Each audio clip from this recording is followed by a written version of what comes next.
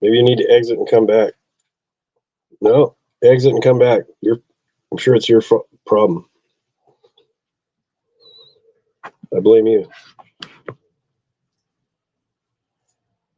That's right. Shelley, I'm going to throw you a mic. You can, just to see if I can bring you up, okay? Make sure it's not a problem. You can get rid of it after if you want.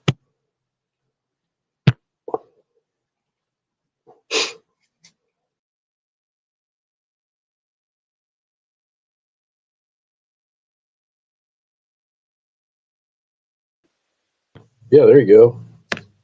Testing. 1, 2, 1, 2. Shelley was the good luck charm. Okay, Dragon too. Everybody's requesting. Look at this. Okay, I'm gonna drop back down though because I am doing some chores right now, and I don't want to accidentally go hot mic. Okay, all right. Thank you though. Appreciate it. Thanks for coming always too. Shelley was the hero last week. Is saved the show. Appreciate that. What's up, Dragon? Hey. There he is. Appreciate you coming out, man. We decided to bring Benny back this week. I really thought about it for a long time, but I guess he's earned I guess. I would. Shelley is available. Why not? I'm happy with Benny. He's very difficult these days. He read this book, No More Mr. Nice Guy. Now he's like far less accommodating. He's just. I think he says no just to practice saying no. I was grumbling about that earlier today. You were grumbling? Yeah. I'm like, Benny used to be so accommodating. It's like, hey, let's do this. It's like, yeah, okay, yeah, we'll make it happen. It's like, nah, I'm too busy, man. Just, some of but I remember it's all about this thing about Benny being a yes man. And then he read that book and then I see him saying no all the time now. I'm like, oh my God, man, come on, Benny. There's an overcorrection that comes with some of that stuff. You don't have to say no for no sake. You can just say, hey, I like accommodating, Benny. Far easier to deal with. First of all, I think the really good thing out of it was that we had Shelley on here. I think people prefer to hear her speak, and on Tuesday as well, which was awesome. I agree. Can I trade you out for Shelley? How do we do that? You're still under contract. Yeah. I've been busy, man. I've been busy. I've been building a chicken coop today. I've been doing a lot of stuff. So can you say that? I want to audio clip that. Hey Benny, why are you so unaccommodating? Well, I've been building chicken coops and walking the hills of the Netherlands. Do they have any hills? Well, I'm actually walking tomorrow. I'm going to walk the caves of the Netherlands and the hills for 15 kilometers. Dude, we got fucking work to do, man. You were supposed to give up your that as well. You're supposed to give up your life. Hey, they don't have cell coverage out there? Let's go. Let's go, man. In the caves, they don't actually. Get Starlink, get something, man. Get that satellite action. Well, in the cave, you're still screwed with the satellite, too. Oh, yeah. In the cave, that's not going to work. The caves of the Netherlands. I've never heard of the caves of the Netherlands. This is, I don't know, this sounds suspect. Anybody else think this sounds sketchy? No, there's a little one next to, on the street of mine, and they used to mine it's kind of specific kind of blocks that they can take out to build buildings, and they're very well isolated, but there's a little chapel in there and all that stuff. So yeah, we do have caves here. I don't know. My feeling of the Dutch it's been shifting. They have such a positive idea, but it's like, man, this Benny guy's a real pain in the ass now. He's never available. It's like, geez, man. I thought I was the pain in the neck. It's like, I'm quickly my stock's rising that way. I'm not the most difficult. That's good. ViaStoica in the background, folks, is 3 difficult individuals.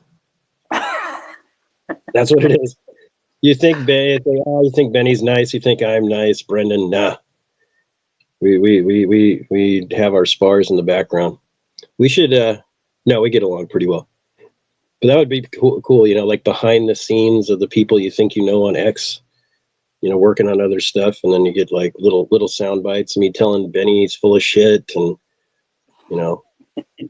Brendan's stubborn, and oh, what you're 35, you think you know it all? I'm gonna be 51 in a week, dude. You don't tell me what to do. I've been around. Yeah, Benny gets full of himself too. Oh, Benny, oh, I'm 40. Who cares? You know, I thought this has turned into a whole different space. Man, I thought I had the world by the tail too at 35. Let me just tell you that, kids. I had it all figured out. Bought my first piece of property. I was 2 years into a 10-year relationship. Had a new dog, picket fence. I was going to get a global position with a major company.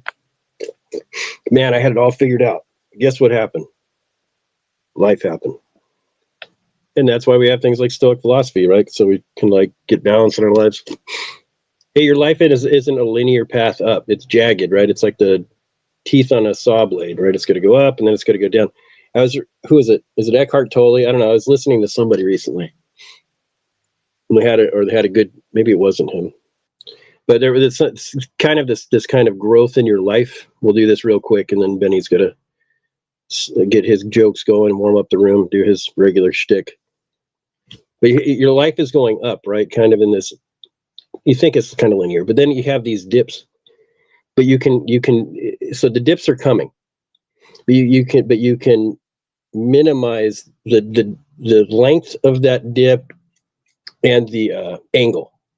Right, by your attitude, by your life philosophy, by being able to deal with negative situations in a different way. And I think that's what you get from rooms like these. Hopefully, people can get from religion, all that stuff. Right? It's about being able to handle those dips on the way up, because we're going to continue to rise. Right? You're going to either rise or you're going to collapse. Most people aren't going to collapse and go to a ball. But so then it's just about managing the dips, right? Making them not as sharp and not as long. And then having confidence, in the process, right? Because it's the good Stoics, we believe in that process. We're going to get over. And so then it's just getting to that rise again. What do you think about that? You like that, Benny? Yeah, well, the rise is if we make progress, right? If we keep making progress, then that's it. And how little the progress might be, that's still progress, still going forward. And that's what we got to focus on. It'd be like that, right? Minimizing the depth and the angle of that drop, right? Because drops are coming, right? It's gonna happen. Right? You're gonna have challenges in life, and I say challenges and not problems or whatever, because I've been real big in not voicing any negativity, but non-preferred indifference. And I would add there as well, not to desire for the high peaks either. Just stay somewhere in the middle. That's me. Just stay somewhere in the middle. Life is going to be good. Benny in the Middle sounds like a good podcast. Maybe the sister podcast. How about lukewarm Benny? Not too hot. Yeah. Too hot. Not too cold. What do they say in the Bible? Be hot or cold. If you're lukewarm, just spit it out. So. Okay. But people have called me level-headed. So I don't know about that. I think you're a blockhead. That's different. All right, man. I have that too, So if everybody in the room here who's always takes a little time to warm up this room, if you could like and retweet it, we'd appreciate that. I'm sending some invites out in the background. I'm gonna get my tea, do my jumping jacks, get ready, and we're gonna go for it. So I'll be back in a couple minutes, and so we'll do Benny. Welcome back, Benny. Go for it. Yeah, and thanks to Shelly for picking up, where I'm slacking off, and for doing the space on Tuesday, which was great. I've been a little bit busy these last few weeks with taking care of some family things and all that stuff. So I thank you, and it was just a great space that you did, Shelly, and with Aura. So check that out there as well. Unfortunately, couldn't speak, but listening was a gem. So thank you for doing that. Yeah, welcome to the workshop, to the ViaStoica workshop, where we talk about Seneca's letters. We're going to go through the letter 124, which is, I think it's the last one on the letters. But I'm not sure. It's not the last one we're going to cover, I'm sure, because we've skipped over some, but it is the last one of the 124 letters. But welcome everybody. And if you want to like and repost it, thank you for doing that. We have a couple of things up there on the nest. People might already know some of that stuff. So we have our Spaces time schedule Tuesday, and we have the Saturday one. We have the little write-up that we did on Seneca. Who is the Seneca? Who was Seneca? Will the real Seneca please stand up? Where you can find some more historical background. We will give a little thumbnail sketch of his life, but there you can read a lot more. We have the ViaStoica newsletter, which we call the Pause, which is also a valuable Stoic tool that we wish to promote. Just to take a pause when things get a little bit overheated, or when things just get a little bit too straining. You just take a pause and see what's the best course of action to take. So we have named our newsletter according to that. And then we have the ViaStoica podcast out, the latest episode.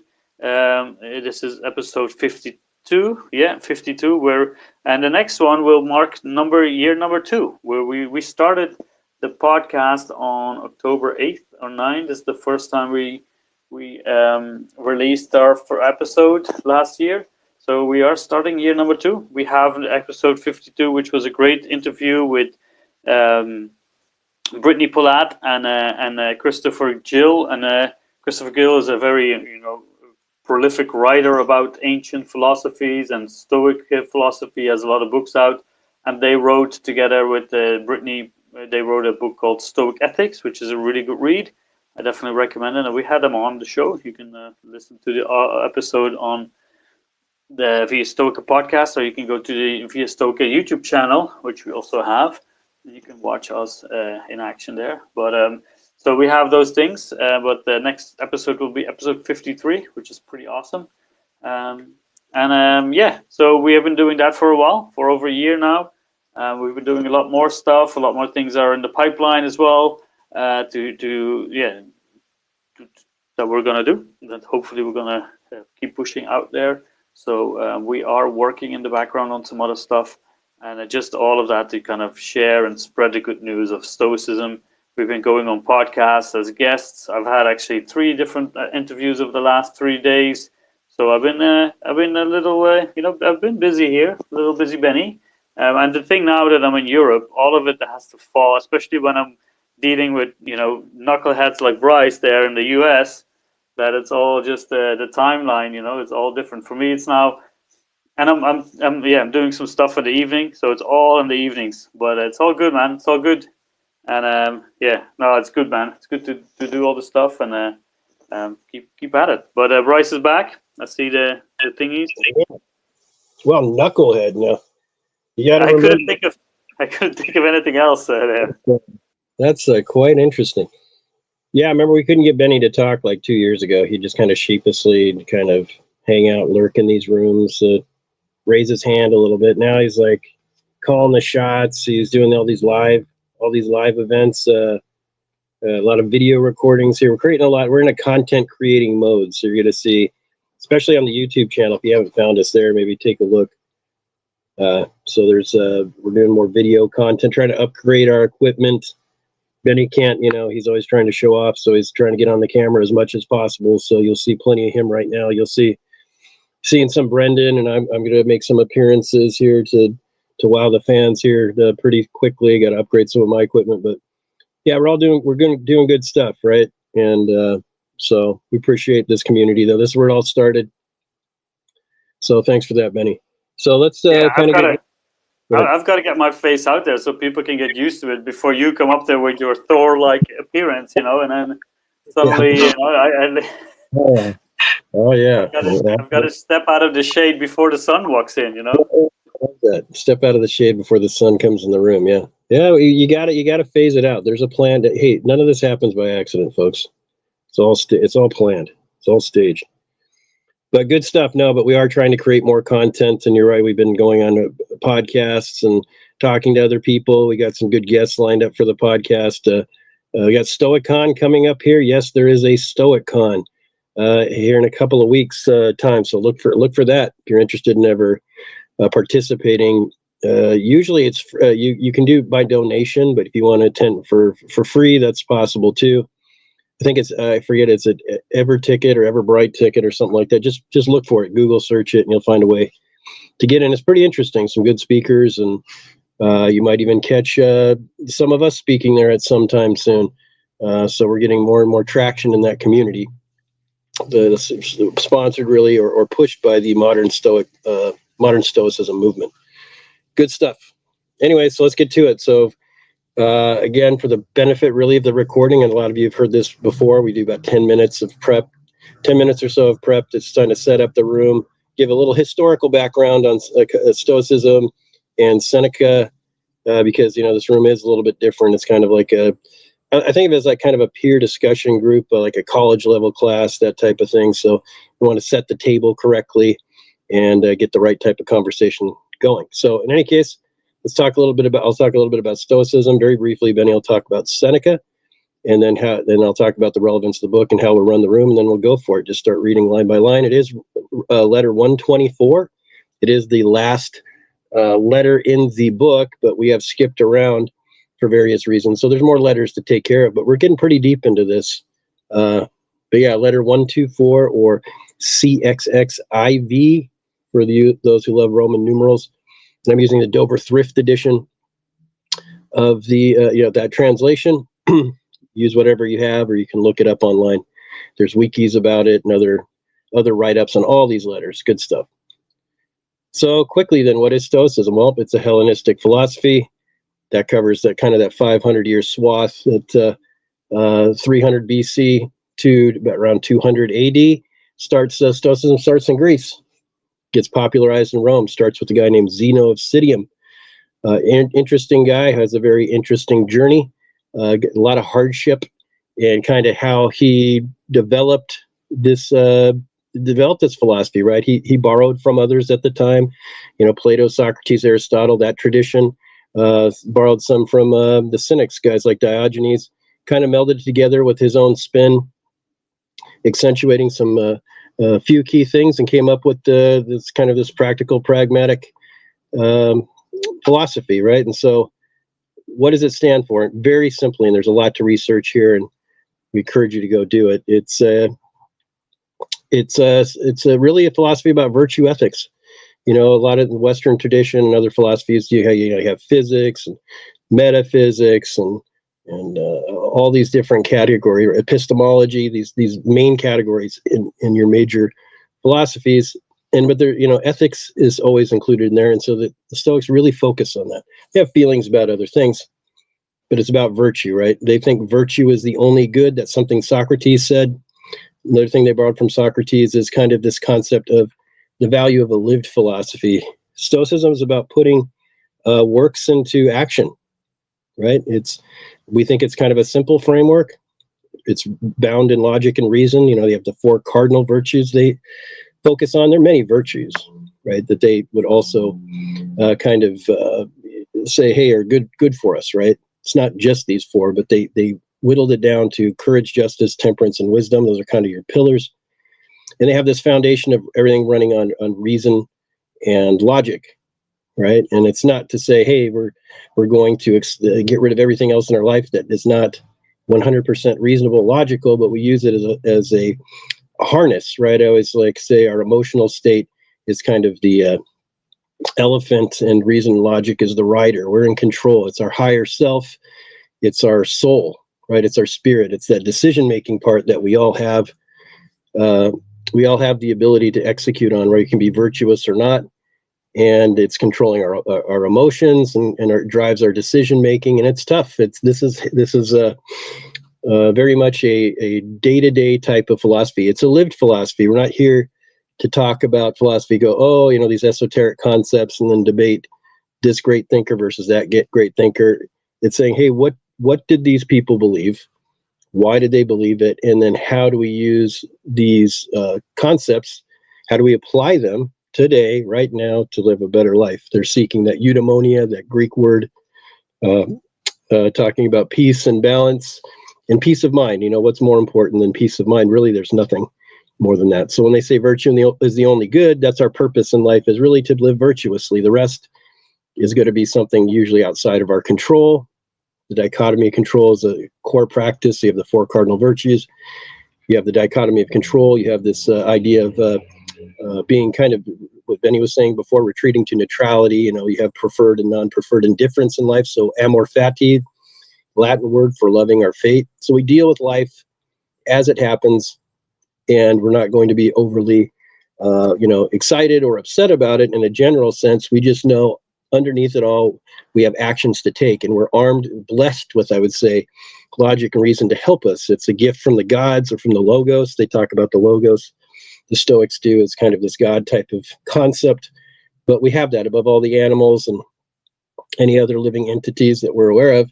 So we have this ability to live our lives that way by some other means other than impulse and being thrown around by the unpredictable parts of life, our emotional states, our impulses, that we have a choice. And if we exercise this like a muscle, we can get stronger and stronger, and then we can usually hopefully get better outcomes. And that's what we're looking here. We're looking for some peace, some happiness, better outcomes, a sense of control, or ability, let's just say, not to collapse when negative things happen in life, because they're going to happen, or challenges are going to happen. So any case, yeah, that's a very, very brief thumbnail about Stoic philosophy. Good stuff. And Benny's going to talk about Seneca here, because we talked about the Greeks and the Romans, and it really, these writings that we get from that era really come from Rome. You have guys like Marcus Aurelius, of course, the Roman emperor. You have Epictetus, probably the one, actually, I think is probably the greatest of them all. And then you have somebody like Seneca, who's a statesman and a teacher of sorts. Interesting, very interesting individual, not just from what he means to the Stoics or Western philosophy, but what he means historically too. So Benny's going to talk about Seneca for a few minutes here, and we'll get going. Yeah, thanks, Bryce, and yeah, good stuff. And if we talk about the three Stoics, and Epictetus is definitely my guy. I liked him, and he really had a big impact on me. And he was also the only teacher, right? Marcus Aurelius was an emperor who never wrote for anyone else but himself. His meditations, those were his personal notes. And Seneca wasn't really a Stoic teacher. He was a statesman. He was an orator. He was everything, but he never really had a Stoic school where he was teaching. But these letters, they do provide us with such a big source of Stoic, information, that they tell us a lot about this philosophy. But he was never a teacher, right? So when we look at Lucius Annius Seneca the Younger, he came from what is now Cordoba, Spain, around 4 BC. His family was kind of wealthy. They were kind of influential, not like the highest rank, the senators, but he was in the equestrian rank, the knights, just below the senators. And but we do see his family, and the family members come back into history. For example, his older brother Annius Novatus, who changed his name to Junius Gallio, and under that name you can see him in the New Testament. Supposedly he has met Apostle Paul. He actually set him free from prison where he was the proconsul in Achaia. We see his younger brother and all that stuff. We see them come back through history as well. So they're kind of up there. But Seneca went to Rome at an early age for his education, but I moved to Egypt rather quickly because the climate was a lot better there. Because Seneca was suffering from a respiratory ailment, rather severe actually. He mentions this in some of the letters. And when we look at the three Roman Stoics that we all know of, Marcus Aurelius, Epictetus, and Seneca, they were all quite frail physically, right? And we see them often depicted as these muscled guys with the 12 packs and all that stuff. Well, they were very frail physically, and Seneca was the same. He actually mentioned a few times in his letters that he thought he was going to die with some of these attacks of asthma or some kind of respiratory thingy. So when he was about 35, he moved back to Rome and to really work up that political ladder, and he did really well, right? You have to imagine back in the day, a lot of the one of the major skills was how well you spoke or wrote, and he was one of the best, right? He was very eloquent, so he was climbing that ladder. Very fast, and also getting in the wrong spotlight of the infamous emperors at the time. Caligula wanted to have him killed, probably because he was so well spoken, and he got jealous. Caligula's successor Claudius accused him of adultery, sent him to Corsica on exile for about 8 years. He did some really great writing. Seneca did there on nature, but also a really interesting consolation letter to his mother Helvia, which I definitely recommend people to read. But then at one point, Agrippina, who was one of the most influential people in the Roman Empire at the time, she was married to Claudius, and Claudius had a son, but she had a son and she wanted him to become emperor, so she wanted to get him the best tutor. So she just knocked on Seneca's door and said, hey, I want you to come back to Rome and teach my kid to be the emperor. And Seneca did so, and then Nero, who was a little bit older than Britannicus, Claudius' son, so he became emperor just shy of 17. And yeah, he reigned he started his reign, and Seneca became his senior advisor together with the Praetorian guard called Burrus, and they kind of kept Nero in check, if you will. He did have Britannicus killed because obviously the rivalry was a little bit too much for him.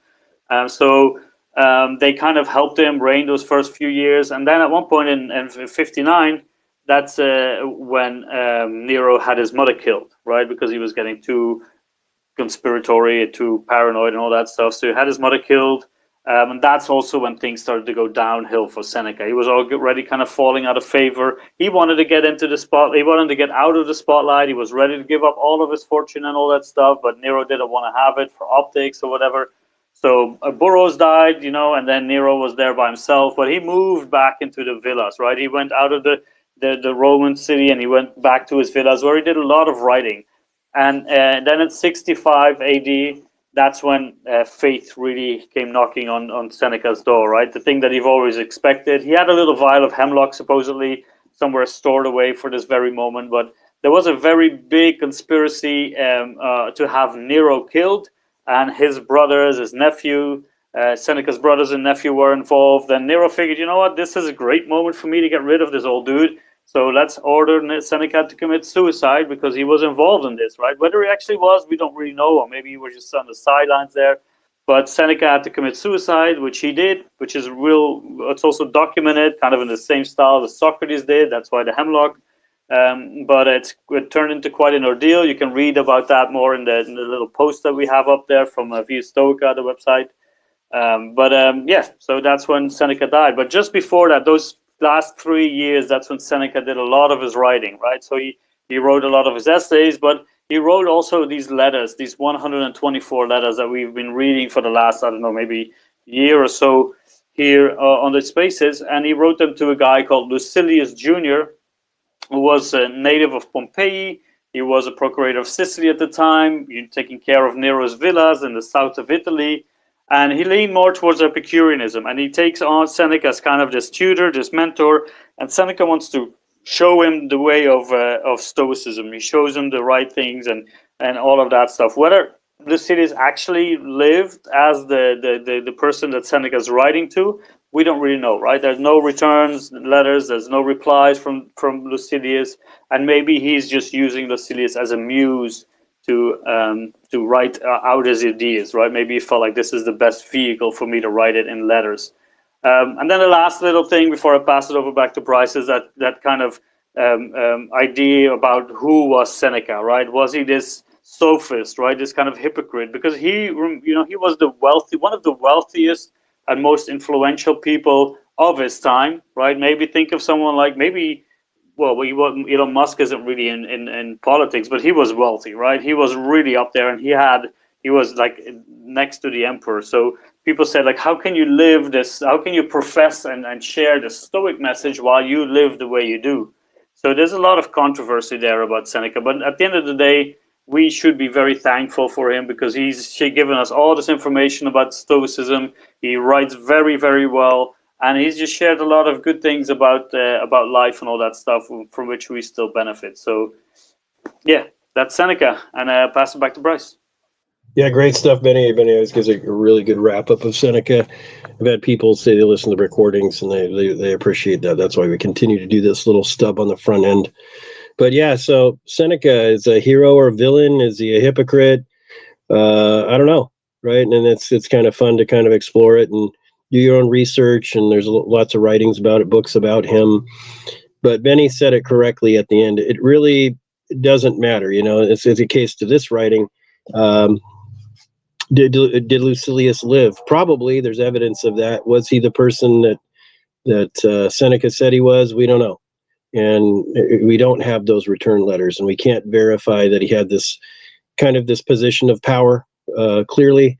And so, but it doesn't really matter, right? Because this could be fiction or partial fiction, but what he's talking about, these ideas, these concepts, what the Stoics believe, kind of examples of how we should be living life, or the analogies that he uses, the historical examples he used to try to guide this person Lucilius, is still relevant. And I like to think of it as, my own theory on it is that Seneca's talking to a younger version of himself, because he did live a lot of these things that he's basically softly or overtly condemning. He did live that way most of his life. So he's writing these letters and books and such at near the end of his life. He's not well. I think he's reflecting back upon things. It's a way for him, I think, to get out to, hey, don't live life the way that I did. It's not what you think. Because a lot of these things he's telling Lucilius are things he would have experienced himself. And so he indulged, he was deep into these, heavy political groups that had all these benefits of wealth and big parties, big banquets. And this is the good in life. And this is what we're going to talk about today, letter 124 on true good. As he says, as attained by reason, right? So he's pushing back against these physical goods and pleasures, which he partook in, for sure. But I think, I like to think of maybe it's part of his redemptive story, and that sometimes, like, we're all hypocrites to some degree. Let's face it. We've all done things, said one thing and done another at some point in our lives. Maybe we still do it. So you have to come to terms with that and say, these are the things I do, or I struggle and I continue to do, but I shouldn't do. And so to me, it's almost a reminder through this relationship he has with Lucilius, which is kind of nice. I mean, it's almost a family type of thing. It's more than a mentor, maybe less than a big brother, but maybe like a wise uncle. He really cares about this person developing the right way, right? There's an investment there, and you can see it in the way that he writes. And like Benny said, he's a beautiful writer. And so he could be showing off here. This is a way for him to get clout during the time, and he's spinning his wheels, and that could be true. He could be doing that and also trying to help people as well. So I'm a glass half full guy. And so I tend to think, Seneca is our friend. And, as these types of traditions wind down, these, from the early days of the Socratic traditions, and get really swallowed up by Christianity, even early Christians look at Seneca as kind of like a pseudo saint, right? They took a lot of his writings. There's a lot of rub between Christianity and the late Stoics, the early Christian church. And so a lot of people see value in his writings and thoughts and ideas. So good stuff. That's what we're exploring today. Again, it's letter 124, Dover Thrift Edition. I'm going to read line by line. We're going to pause at certain spots to kind of reflect and try to get, what we think the points are, the key points he's trying to make. And the whole purpose of this room is trying to make ancient philosophy more accessible to everyone. And sometimes we get lost in these translations and these ancient writings, and it's just all gobbledygook to us. It's boring, it's stupid, it's dry. How does it apply to us? This is thousands of years ago. Things have changed. Well, hold your horses, maybe not. And if things haven't changed as much as you think as it relates to human nature and the thoughts and feelings that we have, I mean, that's the beauty of, like, Marcus, and I'll say this last thing, we'll get going, is like Marcus Aurelius's Meditations. It's a guy's personal journal. I think the original title is like To Myself or To Himself. And that I can go back in time through these writings, and I can get inside the head of, the Emperor of Rome, right? The most powerful man in the West, one of the most powerful people ever, over known humanity of the time, and see him struggle just to be ethical and moral and try to do the right thing. Because I think a lot of us who come to this room, we are trying to do the right thing. We think there's a better way to live and a right way to live, and that I can share that with the Emperor of Rome 2,000 years later, and makes just me feel connected in that way. And that we're just connected as humans, that we all have the same struggles, and they're really trying to figure these things out and sort them out. And so why not glean something good from the ancient masters, pull it forward, and we make it our own, and we pass it down to future generations, right? We just keep elevating, keep trying to get the goodness out of this stuff. So they're really doing good work back then, and a lot of it still applies today, shockingly so. Anyways, that's my TED Talk. So let's get going. Benny, did I get it all? Oh yeah. If you want to participate, please, you can add down to the chat bubble in the bottom purple pill, bottom right-hand corner, the chubble, whatever you want to call it. You can add any comments you have down there, and we'll eventually read them. If you want to participate, please do. If you don't agree with me and Benny, I disagree with Benny all the time. Please request a mic, come on up, raise your hand. Please share your thoughts, how this writing impacts you, how, what's going on in your life. Share stories relevant, please, to the reading. Let's not get too deep into esoteric concepts about other philosophies and stuff. We want to kind of keep it tight and concise and get out of here hopefully in about 60 to 90 minutes is like the goal. 90 minutes or so, something like that. Benny, did I get it right? What did I miss? That's it. You recovered it there at the end, liking and retweeting or reposting, but good to go. Yeah, that's my life, just in constant recovery, that's a lot of our lives, right? Is picking up the pieces quickly and trying to keep moving forward. So let's do it.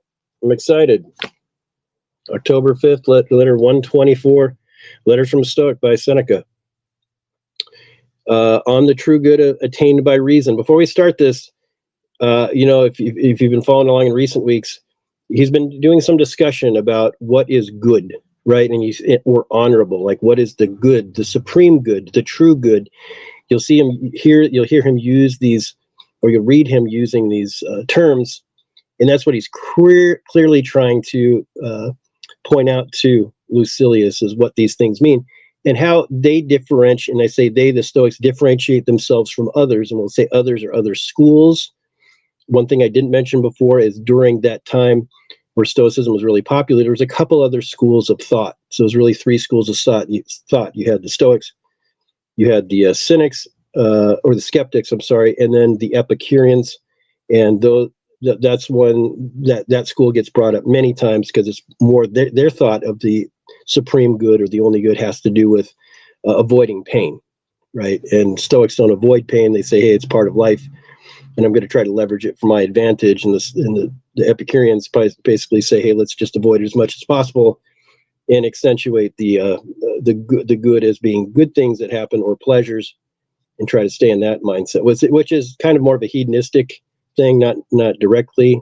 They're not hedonists in a direct sense, but a lot of people live their lives that way these days, right? You have people who are just chasing good feelings and pleasure sometimes, and those who are just trying to say, hey, kind of life stinks, but let's make it less stinky. So anyway, here we go. Quote says, full many an action precept could I give. Didst thou not shrink and feel it shame to learn such lowly duties? So he's quoting some other writing there. He goes on to say, but do you not shrink, nor are you deterred by any subtleties of study, for your cultivated mind is not wont to investigate such important subjects in a free and easy manner. I approve your method in that you make everything count towards a certain degree of progress, and in that you are disgruntled only when nothing can be accomplished by the greatest degree of subtlety. And I shall take pains to show that this is the case now also. He said, and this I highlighted, so he's kind of said, he's talking to Lucilius, and he praises him often. He says, hey, I like what you're doing. I see what you're doing, that type of thing. He says, our question is whether the good, that's a capital G good, because we're just defining good still, what is good. Our question is whether the good is grasped by the senses, that's what an Epicurean would think, right? Or by the understanding. And the corollary there too is that it does not exist in dumb animals or little children. So he's already setting the table in a way of kind of differentiating, hey, these are what the Stoics think versus the Epicureans. And he says, that question, is good something that we grasp by senses? Do we identify good through our senses, or is it an understanding right outside of that? And of course, the Stoics are going to lean towards the latter. He said, those who rate pleasure as the supreme ideal hold that the good, capital G, is a matter of the senses, but we Stoics maintain that as a matter of understanding, and we assign it to the mind. So he says it clearly right there, right? What is the good, or the true good, or you'll hear supreme good? that's something that's assigned by the mind. That's an understanding, right? It's not a sensation per se. He said, if the senses, so he'll make his case, he said, if the senses were to pass judgment on what is good, we should never reject any pleasure, for there is no pleasure that does not attract, no pleasure that does not please.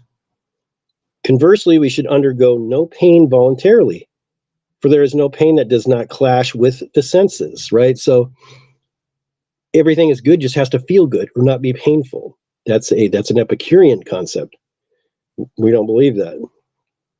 He says, beside those who are too fond of pleasure and those who fear pain to the greatest degree would in that case not deserve reproof. But we condemn men who are slaves to their appetites and their lusts, and we scorn men who, through fear of pain, would dare no manly deed.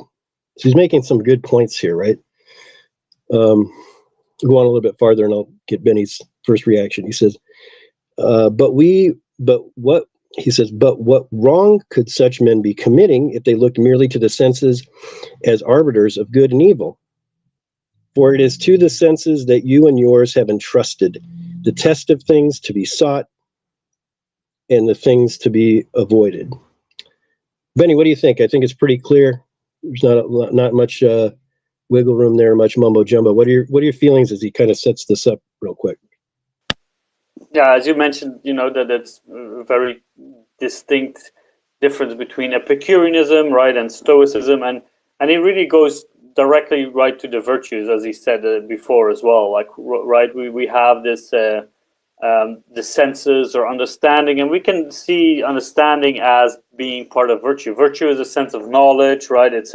It's cultivated by the experiences that we have in life. So we gain this knowledge. That's why he also mentions that it doesn't exist to dumb animals or little children, right? And the Stoics, they feel like virtue is something that needs to grow, right? It's experience, it's knowledge. So it's something that needs to come in your life, and you can only get that when your reason and logic is fully developed. And at the beginning of children, they are mainly focused on survival and all that stuff, and then your brain develops in a certain way, and you will apply that reason and logic, and you will be able to do it better as the more you experience of life you get. And back in the day, like, children would be more or less an adult around the age between, I think it was 7 and 12 or 7 and 10, a lot earlier than we have right now. So they would already be seen as adults and as rational human beings, but still they would need practice, right? And he mentions this as well in that first paragraph, where Lucilius is really aiming for progress, and that he's only disgruntled when he can't have any progress, when he can't accomplish anything. So that's really where he is, as you said, praising Lucilius, because he's aiming for the right thing. He's aiming to get better, to improve himself, to gain that knowledge, and that with that knowledge, with those, with that virtue, if you will, with the virtue, we can then know what is right or wrong. And that's the last sentence that he really pointed out, where he, for it is the senses that you and yours have entrusted the test of things to be sought and things to be avoided. If you read Epictetus, this is pretty much a line that comes back all the times, right? When he's talking about your wants and your desires. And you mentioned as well at the beginning, right? We talked about trying to avoid those deep pits in your life, or not having them as much, and wanting those really high highs. No, when they come, they will come. And we shouldn't apply a label to it with our senses just alone. We need to apply ration or reason and logic and say, I don't know if this is good or bad. Let me just see what I need to do. Let me see what is actually happening. And then we can really make sure that we take the best action and do that morally on the highest standards that we can achieve, right? So that's when the good kind of comes around. So I like this first part. Maybe I've gone a little bit too far on this, but I like this first part here, where it's between the senses and the understanding. Yeah, and it makes a lot of sense too, right? And Benny mentioned, we'll go to Dragon here in a second, how things to point out how they thought, around 7 or 8 years old, you were kind of considered an adult. Seems kind of silly, right? Or that you can make reasonable, rational decisions. I know I couldn't figure out what breakfast cereal I wanted at age 7, what it all meant, But you remember, this is a world too where people didn't live as long, right? And it was a very war-centric culture, so people had to grow up quick. So there's a lot of expectations put into, younger minds at that time. But the case he's making here is really clear. I mean, just if we ended the letter here, it's already given you food for thought, right? That are really is the things, what do we define as good and bad in this world, right? Is it purely purely a function of just what I sense to be good or bad? And we know this not to be true. There are plenty of things that cause us to give us pleasure, or we could get, feel good about, that have to do with lying and cheating and stealing. And he talks about, lust and just out of control behavior, right? And so we don't believe that through reason, right? We can act ethically, right? We believe in, there's a right and wrong way to do in our society in the West, for sure. We're really, really our culture is set up in the West, the United States, and even Europe through Aristotelian type of logic, and this applies. The Stoics are descendants from that thinking, and so virtue ethics and the golden mean that Aristotle talks about, it's about balance and things like that. There's a lot going on there with what he thinks about, but yet we do think that reason and logic give us a way to live above the quote unquote dumb animals or the children. How many people do we know? I'll even say on this platform, I see them all the time who are 40 and 50 years old, who have no values, who have no ethics, who just kind of bumble around and just seek whatever feels good, glom onto whatever group that makes them feel good and accepted. So they're just wandering around. So you're a child at that point. You're still less than a 7-year-old because you haven't used reason and logic or any virtue ethics to drive your life. What do you stand for? Who are you? It's all in the way you act. These are the decisions you make, and you can't just dumbly get it from the senses. The animals can. Even they can do it, right? But there are no ethics in the animal kingdom, right? But we have it in humanity. Go ahead, Dragon. Yeah, you touched base on what I was going to say. But also I wanted to add in there, we're humans, but we're not humane, right? There's ethics, morals, all these things, culture, and it's upbringing, right? Like you're saying, Seb, I was driving a farm truck delivering hay bales, at 7. So, the responsibility, depending on what where you're growing up. Like I used to go and just tell my dad I'm taking the 22 out and I'm going gopher hunting. Okay, here's the ammo, make sure you put it back and lock it up, right? Just certain things were said and done in a certain way. And yeah, it's like a template. It's like structure. If you can lay it out like they're saying, and if you can understand how they're, setting it up to have the outcome or understand the outcome, you can do amazing things with your life. You can even just stand outside the box and see how things play out or even interact. If you want to go to that, like you can go into a spiritual way and, manifest. So, but yeah, I'll stand there.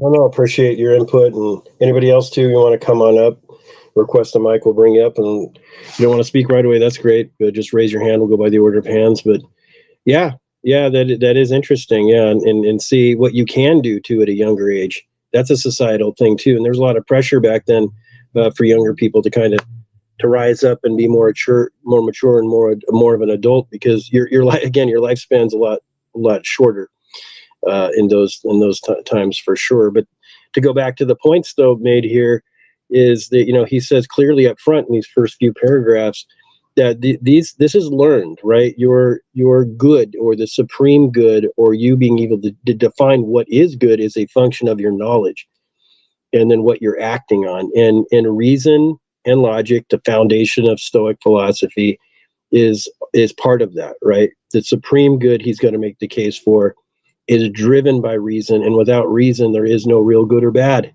Your senses are not enough. They betray you, which I 100% agree. Further, he says reason, so we're picking it up for the last sentence I read is to the senses that you and yours have entrusted the test of things to be sought and things to be avoided.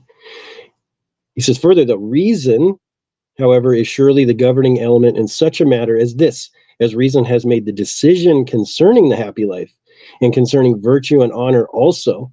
So she has made the decision with regard to good and evil. So this is what reason's doing for you, right? It's not only helping you figure out what is quote unquote good and evil, what should be done versus what shouldn't be done.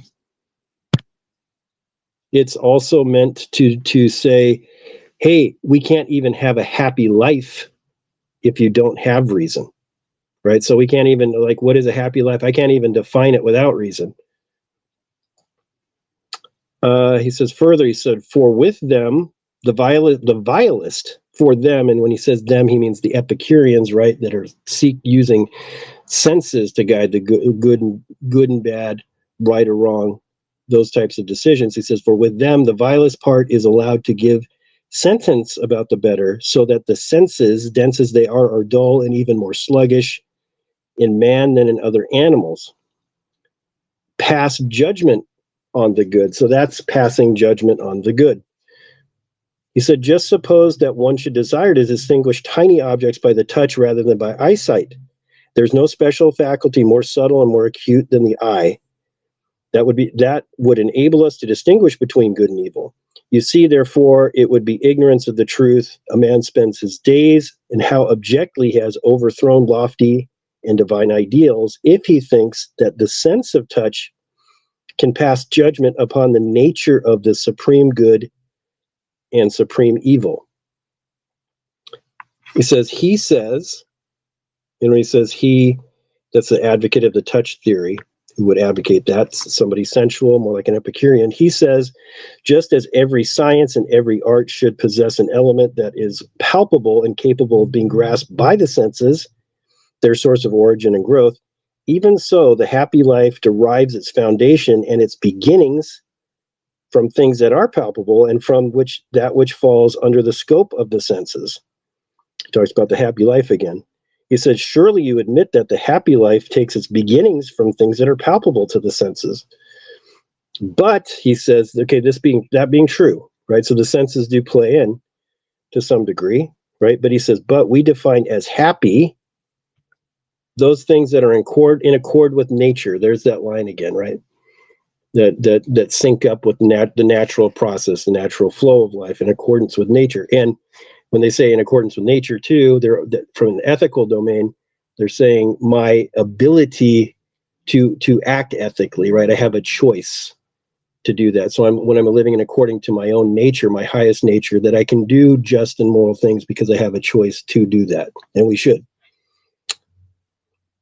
He says further, and that which is in accord with nature is obvious and can be seen at once, just as easily that which is complete, that which is in according to nature, that which is given us as a gift of immediately at our birth, is, I maintain, not a good, but the beginning of a good. So he's going to dig deeper into this concept of good, and it's capital G good, and what it means, right?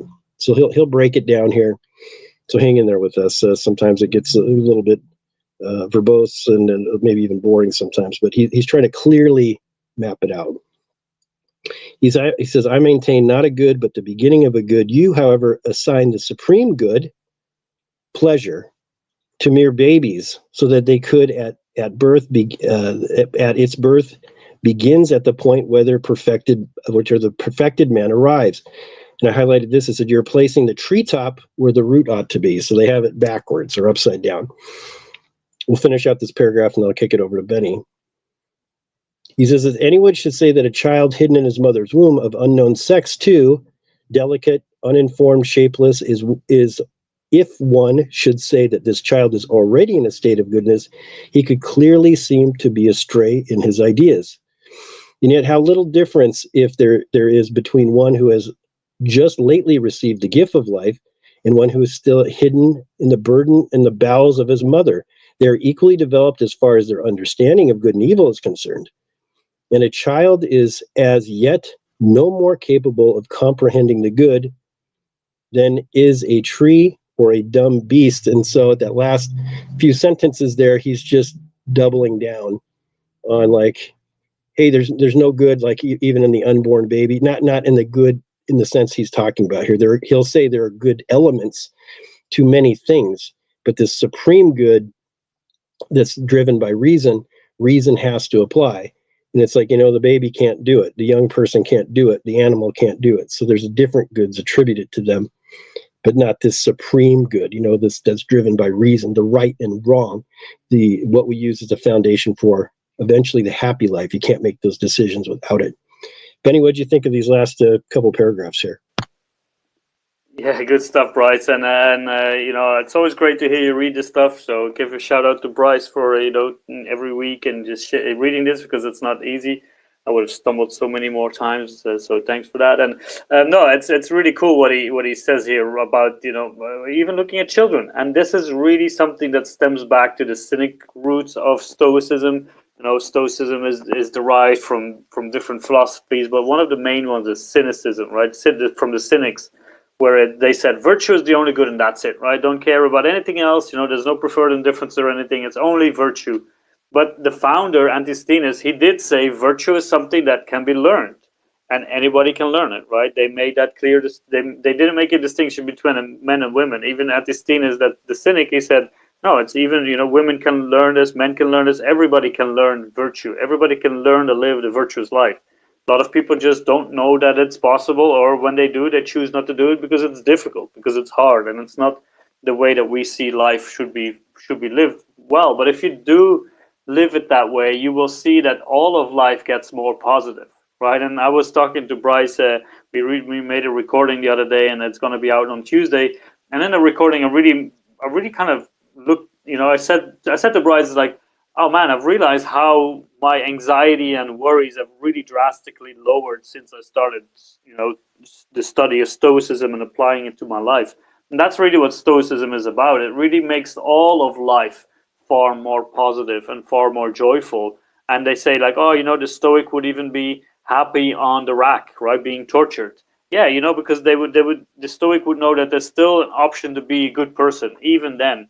But also during the positive things, because the practice of gratitude, because the practice of appreciation and doing the right thing, and because you have a clear conscience, you will be able to experience everything far better. And that experience then will also inadvertently translate to knowing that this is the good life, that this is the happy life. It doesn't depend on the externals. It doesn't depend on your bank account. It doesn't depend on all the possessions that you have. Those are trivial, right? Those are on loan. They are given to us by fortune or whatever.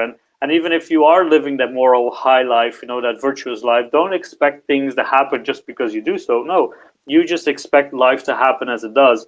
And a child, when it comes to this point here at the end, the child at the beginning of its life is just busy with survival, just trying to communicate on the more pure, basic levels of, I cry, I need food. I cry, I need to be changed. I cry, I need this. That is the level of communication. And as we develop our communicative skills, remembering that logic is also a big part of the three branches of Stoicism. As we develop our communicative skills, and as we start to think more, and our cognition is starting to increase, that's where that reason is starting to develop, right? And that's what he's really saying, right? So that is why he's talking about children that way, because the Stoics didn't see a child as someone who knew what the good is. That is something that we need to learn and we need to experience, and not everybody is going to experience it because it's difficult, right? It's something that we just need to grow into and really make an effort to do it with the right motivation of living a good life.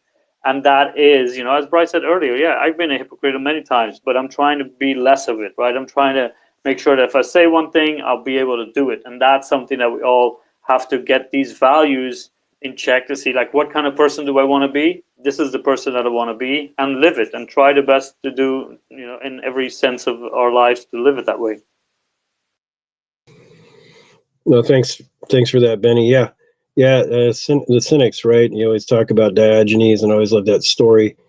You could look it up for more detail of Diogenes meeting Alexander the Great in the street, and have that confrontation. And Alexander really represents all of the things of having power and wealth and all the wonderful things, sensory things with coming into being a person like that, like the height of the height. One of the most powerful men ever is Alexander the Great, one of the greatest conquerors in history.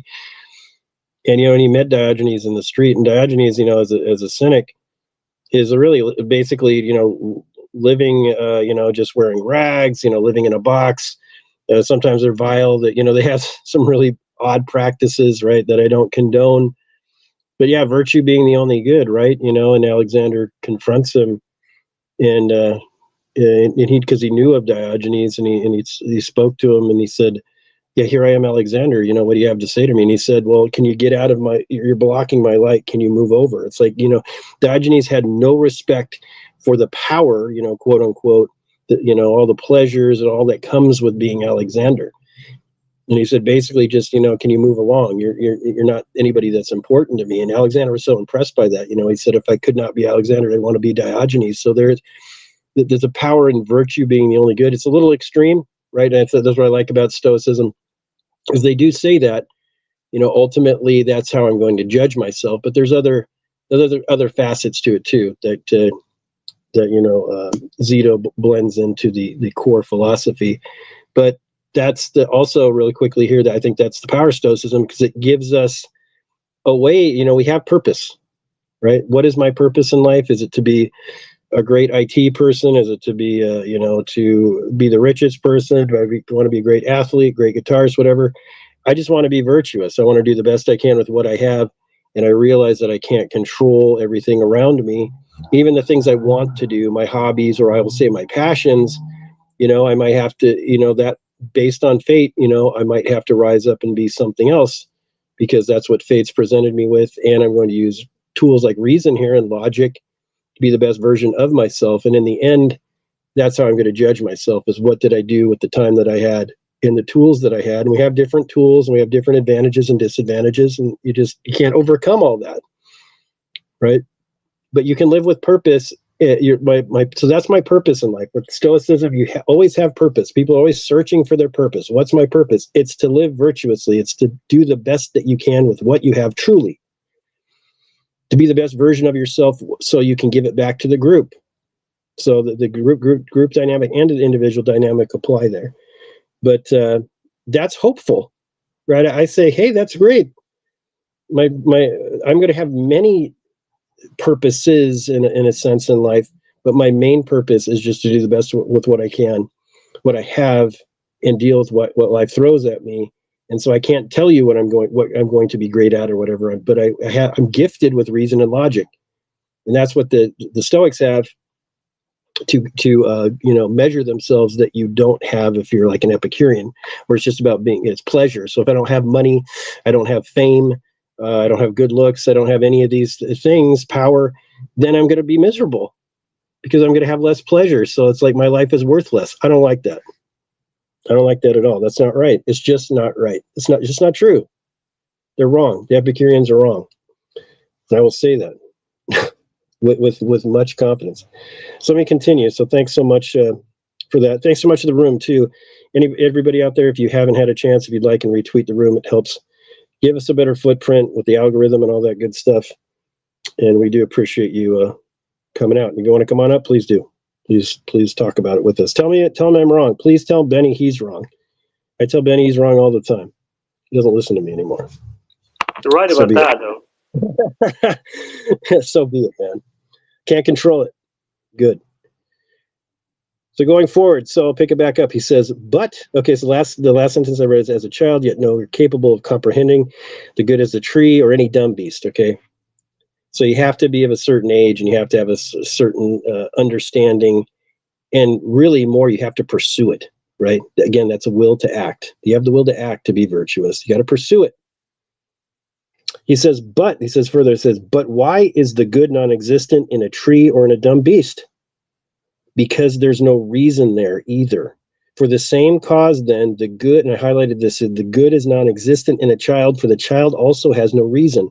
The child will reach the good, again, capital G, when he's talking about good here, only when he reaches reason. And then the footnote there is around 7 years old. That's kind of where they thought the demarcation was back in that day. He says further, there are animals without reason. There are animals not yet endowed with reason, and there are animals who possess reason, but only incompletely. Right? So there you might even argue, oh, well, certain animals have this and that. You talk about the apes and the elephants and things, okay, but it's like maybe there's something there, but it's not complete. It's not complete pure reason, not what we're talking about here. In none of these does the good exist. And again, he's defining what good is, capital G. So you can't have it. For it is reason that brings the good in its company. It says it clearly right there.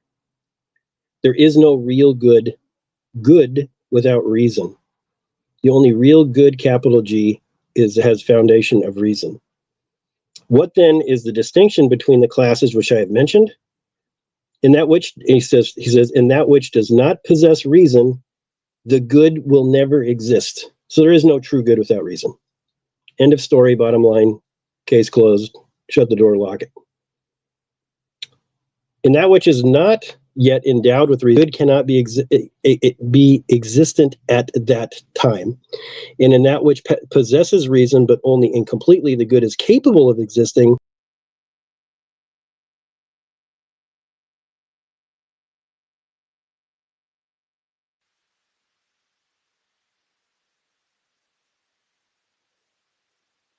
Did I lose Bryce, or can anyone still hear Bryce? I think we lost them. Yeah, I think we lost him as well. I think I always first think. Yeah. It's good for every space. Man, I love it. I love it. Hey, you know what? I appreciate Elon, but can you help me out? Can you help a brother out? Anyways, I'm back. At least we recover quickly. So this is about being a Stoic, right? You recover quickly, move on. So I'm going to pick up right where I left off. I said the good cannot be existent. We pretend it didn't happen. The good cannot be existent at that time. And in that which possesses reason, but only incompletely, the good is capable of existing, but does not yet exist. So when it's talking there, again, it's talking about like maybe the child, right, who hasn't matured enough. There's capable of good, capital G, existing, but it doesn't exist there yet, right? It's like an unfertile field. He says, this is what I mean, Lucilius. The good cannot be discovered in any random person or at any random age. And it is as far removed from infancy as from let me try again. And it is far removed from infancy as last is from first, or as that which is complete from that which has just sprung into being. Therefore, it cannot exist in the delicate body when the little frame has only just begun to knit together. Of course not. No more than in seed, right? Again, so he's going back to, hey, it takes time to develop. You have to be of a certain mind, and you have to be basically a person, right? To be able to even grasp what good is. Granting the truth of this, we understand that there is a certain kind of good in a tree or in a plant, but this is not true of its first growth when the plant has just begun to spring forth out of the ground. There is a certain good of wheat. It is not yet existent, however, in the swelling stalk, nor in the soft ear of pushing itself out of the husk, but only when summer days and its appointed maturity have ripened the wheat. Just as nature, and I highlighted this next couple parts, says, just as nature is general, does not produce her good until she has brought it to perfection, even so man's good does not exist in man until both reason and man are perfected. So he's giving these examples, these in nature, right, of these things blossoming but not quite there. So there's like a certain good that exists in the plant, the tomato plant before it produces tomatoes, but until it's ripe, right, until things are perfected. And he's talking about men being ripe with reason and logic, right? They have to meet, or reason and time. And what is this good? I shall tell you, is it a free mind, an upright mind, suggesting other things to itself and itself to nothing. I highlighted that in red. Let me read it again. This is the good thing about these letters, right? Because there's going to be, people love these maxims and these quotes. This is a solid one here. And what is this good? I shall tell you, it is a free mind.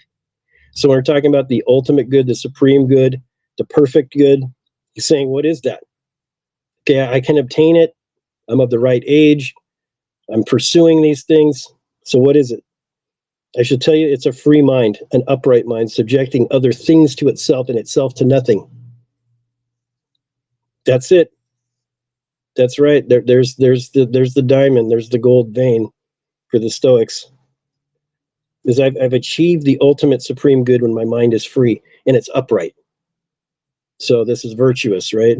It's free. It's not bound to any pleasure. It's not bound to any one thing. It's not bound to externals. It's completely free and it's upright. And that mindset, I subject that mind to myself. in itself to nothing else. It is good enough. You're at the top of the pyramid right there. Is it easy? Nope. But there it is. There's one sentence that tells you there's the gold vein. So far as infancy from admitting this good, that boyhood has no hope of it, and even young manhood cherishes the hope without justification. Even our old age is very fortunate if it has reached this good after long and concentrated study. And it may take us old age to get there, folks. That's okay. He says, if this then is the good is a matter of understanding. Boom. So he said, if this is the good, and they're saying the Stoics believe that this is the good, it's just a matter of understanding. Right? But how do we gain that understanding? You have to pursue it. Right? You have to be of the right mind, the right age, he says. He's using these examples in nature. But to figure out what the supreme good is, I have to understand it. I can't sense it alone. Our senses betray us. Hey, I like good sensations too. I like pleasure too, don't get me wrong. But that's not the supreme good. That's not the ultimate good. That's a byproduct of the ultimate good, right? We've talked about this in the past. What is happiness and joy? Happiness and joy are a function of a long concerted effort, making gains against hard things usually, continuing to grow in life, even when things are difficult. That's a joy. Pleasure is just, something that we feel for a moment and then it's gone. Then you have to keep recapturing that pleasure over and over and over again. It won't work, folks. Doesn't work. It works for a little while. Maybe it'll work for a long while, and eventually it collapses. You can't keep it up. Can't keep going that way. So he says that last sentence, and I'll kick it over to Benny, right? That if then this is a good, that good is a matter of understanding. Pretty clear. Benny, agree, you disagree? What do you got? Yeah, Bryce, you've been talking a lot of stuff here, and I agree. This is this is good stuff, and this is exactly what it's about. About this, the good is understanding, and everybody has this opportunity. And in the conversation that we had with Christopher Gill and Brittany Pollard on the podcast, we talked about this nature versus nurture thing, right? And the trees, they live in accordance with nature. They do the things, but we really need to have the experience of life to really know what the good thing is. We need that struggle, right? We need to be able to appreciate the right thing that's happening, and we do have it in our nature from having this option to develop reason and logic, right? When our brain develops in the right way. And this is also when you look at the brain scan, you have these 3 levels, that very old part of your brain, which is purely instinctive, survive, fight or flight and all that stuff. And you have that upper level, and then the highest level, that's where we really do that cognitive excellence of reason and logic. And that's what we've got to develop, right, with our growth and with our understanding and our knowledge. So that's really what we're doing here. And he also says, like, there's these few stages, and that's why it is, when we, and this is what we get in the coaching, but when people have like these questions, like, what is the happy life? I want to live the happy life. And at one point we have to realize that is such a high sought after good, which is very difficult for anyone to obtain. Maybe you can do it for a little brief moment, but then when you mess up, it's going to be gone, right? And this is also something that the Stoics would recognize, that it's very, very difficult for anyone to really achieve this good, because it requires perfection, right? It requires the man and the human being, the human mind, and the understanding to be perfected. But who is perfect, right? No one is perfect. We all have this journey to learn, and we only can do our best to get as close to it as we can, right? So can we really know what the real good is in our lives? I don't know. Maybe at the end, when we die, and just those moments before, is like, yeah, I've lived a good life, this was good. And then you're probably as close as you can get if you really apply it. So when he talks about those things, the levels of good, we are capable of doing it, right? And we owe it to ourselves to try and aim for it, and just do our best to go for it as much as we can. And that's kind of what I got it from it, right? It is, the good is a matter of understanding, and understanding the right things about the right things in life. Yeah, good stuff, Benny. And yeah, sorry, sometimes I get rolling, and especially on this letter too. It's just so important because it's talking about like basic questions, like, you know, what is the meaning of life, or what is the happy life? He's telling you here's a way of looking at it. Like, how can you, if you can't define what even happy means, how are you going to ever have the happy life? So he's trying to give you ideas or concepts, at least through the Stoic way of thinking. Say this is what happiness is, right? It's like, how can I obtain the happy life or the good life if I can't even describe to you what that means? So he gives you at least a framework here, or ideas about it that through logic and reason makes a whole lot of sense, right? So it's defining those things are important. So let me continue here. It says, but, quote, but comes the next retort. You admitted that there's a certain good of trees and of grass, and then surely they can be a certain good of a child also. But the true good in trees or in dumb animals, the good which exists in them is called good only by courtesy. So, you know, if we're talking, it's almost like, think of it like a small g good, right? It's not developed, it's not ripe, or it doesn't have, it might offer some value, but it's not this idea of this supreme good or true good. This is something much deeper. Then what is it, you say? Simply which is in accord with nature of each. The real good cannot find a place in dumb animals, not by any means. Its nature is more blessed and of higher class. And where there is no place for reason, the good does not exist. Okay, so again, this idea of good as a you know, not just a noun, right? Says there's no place for reason, the good does not exist. There are four natures which we should mention here of the tree, animal, man, and God. So the four natures here: tree, animal, man, and God. The last two, man and God, having reasoning power, are of the same nature, distinct only by virtue of immorality and one of the morality of each other. So the distinct difference, right, between man and God versus the tree and animal. Of these things, of one of these, then, to wit God, it is nature that perfects the good, and of the other, to wit man, pains and study do so. All other things are perfect only in their particular nature, and not truly perfect since they lack reason. So there's some good in these other things, right? These other things around us, but it's not like this supreme good. You can only find that through things that have the ability to practice reason and logic.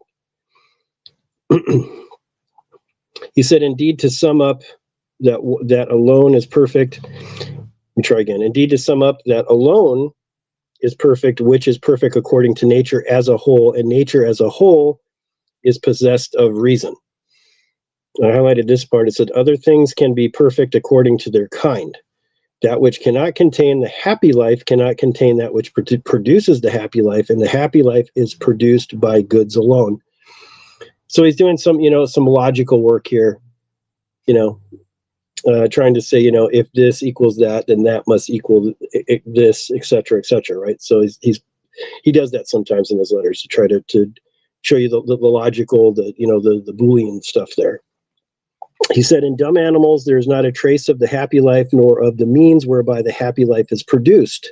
In dumb animals, the good, again, capital G, supreme good, does not exist.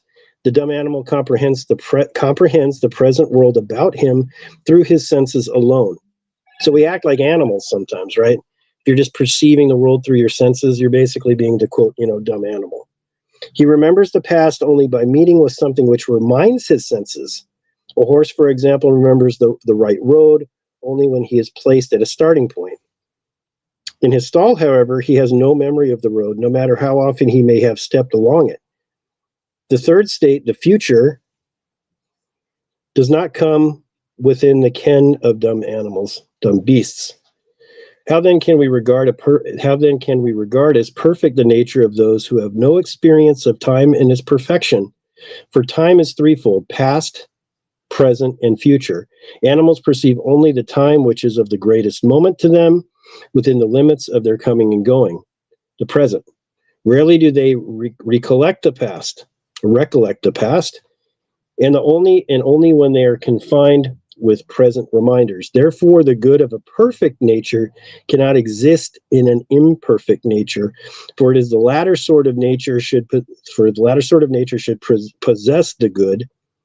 So also would more vegetation. I do not indeed deny that dumb animals have strong and swift impulses toward actions which seem according to nature, but such impulses are confused and disordered. So there's a lot going on there, but this last sentence I like how he rounds it out. He says, the good, however, is never confused or disordered. So kind of like, perfect reason and perfect logic, they're pure, right? So the good, the supreme good, is never confused or disordered, and it's not obtainable by all things.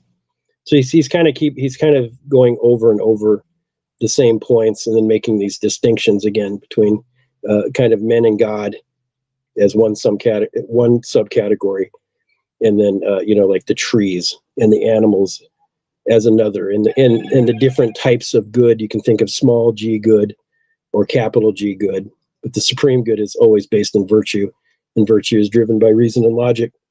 Benny, what do you think? I like how he connects it here with time, right? And that is that is a flaw that I have often, where you kind of live in the past and focus on the future, but it's all about that present state, right? And that is where nature is the way it's supposed to be, and that's where it's perfect, if you will, because that's that the Stoics believe in determinism, like everything happens, cause and effect, all of that stuff. So when we look at the good, however, is never confused or disordered. The now, or nature, is never confused or disordered. It might look like chaos to us to see what's happening and all of that stuff, but it is doing exactly what it's supposed to be doing, right? It's our mind, it's our opinions, it's our judgments who place an opinion on that, right? Two people can look at the same event. One can say this is bad, one can say this is good. The event is still the same. So we are looking at the present and the future. Seneca's famous quote, you suffer more in imagination than we do in reality, right? Because we tend to make it worse in our heads. So if we can really live in the present, focus on the actions that we need to do, and then make sure that we accept the nature as it is around us, as perfect, because that's how it's supposed to be. Because he says here, for perfect nature cannot exist in an imperfect nature. So we have to accept everything for what it is, that's perfect. And that is one of those really difficult points to achieve this good, by that radical acceptance, right? That radical acceptance of everything that's happening is the way it's supposed to be, and not labeling it as good and bad, but just accepting it and trying to make the best action and the best effort that we can in that moment and in that life. Good stuff, Benny. Again, if anybody wants to come on up, you can. Please request a mic. We'll bring you right up. If you have anything to add, please do, or add it down in the chat bubble. We'll check that here pretty soon. That's another way to do it. But we encourage your interaction, right? Because we learn along too. We learn along with you here, right? It's Benny and I are leading things, but we learn with every experience every interaction that we have. Every one of these rooms, we grow as well from learning what you think about things. So just putting that back out there. Always welcome. Let me continue. We're near the bottom of the hour, so I think we'll get done on time today, but let me continue. He says, what you say, do dumb animals move in disturbed and ill-ordered fashion? I should say that they marvel in disturbed and ill-ordered fashion. If their nature admitted of the order as it is, they move in accordance with their nature. For that is said to be disturbed, which can also at some other time be not disturbed. So too that it is said to be in a state of trouble, which can be in a state of peace. No man is vicious except one who has the capacity of virtue. That's interesting, right? In the case of dumb animals, their motion is such as a result from their nature. So just real quickly there, yeah. So he's talking about, animals are going to do what they're going to do by, this concept of nature or pre-programming, whatever their instincts are, they understand the moment. They have impulses and desires and kind of work in their best interests. But again, that has a good and value in and of itself, but it's not this supreme good, right? That's only obtainable by through virtue and logic, and they can't get at that. And I highlighted these points here. It says, but not to weary you, a certain sort of good will be found in dumb animals, and a certain sort of virtue is a certain sort of perfection, but neither are good, remember that capital G, nor virtuous, nor perfection in an absolute sense. For this is this is in red, I said, for this is the privilege of reasoning beings alone. For this is the privilege of reasoning beings alone who are permitted to know the cause, the degree, and the means. Therefore, good cannot exist only in that which therefore, good can exist only in that which possesses reason. So he's beating that home again. In that you have the privilege, right, of being a reasoning being, reason and logic. There's a golden hammer. We're blessed with this by the Logos, and we're expected to use it, right? That's me living up to my personal nature as my best version of myself. Why? Because I have reason and logic above these other things, and I use it because I've been gifted it, and I'm a fool not to. Then you just descend, and you just become an animal. Makes a lot of sense, right, when you break it down like that. So that's a privilege of being a reasoning being, in that I'm permitted to know these things, the cause, the degree, and the means. Further, he said, do you ask whither our argument is tending and of what benefit it will be to your mind? I will tell you, it exercises and sharpens the mind and ensures by occupying it honorably that it will accomplish some sort of good, and that even that is beneficial, which holds men back when they are hurrying into wickedness, right? So there's a value in this struggle. However, I will say this also, I can be of no greater benefit to you than by revealing the good that is rightly yours, by taking you out of the class of dumb animals and placing you on a level with God, capital G. So that's again the difference, right? Is, Epictetus says you can sit at the table of the gods by acting virtuous, right? The sage is godlike. You're mortal, but you're exercising these principles, these values that the gods would want, quote unquote, the gods, or what we're expected to do by virtue and reason, by evidence of that. He says further, says further, I will say this also, however, I will say this also, I can be of no greater benefit to you than by revealing the good that is rightly yours, by taking you out of the class of dumb and placing you at the level of God. Why, pray, do you foster and practice your bodily strength? Nature has granted strength in greater degree to cattle and wild beasts, right? Physical strength. Why cultivate your beauty? After all your efforts, dumb animals surpass you in comeliness. Why dress your hair with such unending attention, though you let it down in Parthian fashion, or tie it up in the German style, or as the Scythians do, let it flow wild? Yet you will see a mane of greater thickness tossing upon any horse you choose, and a mane of greater beauty bristling upon the neck of any lion.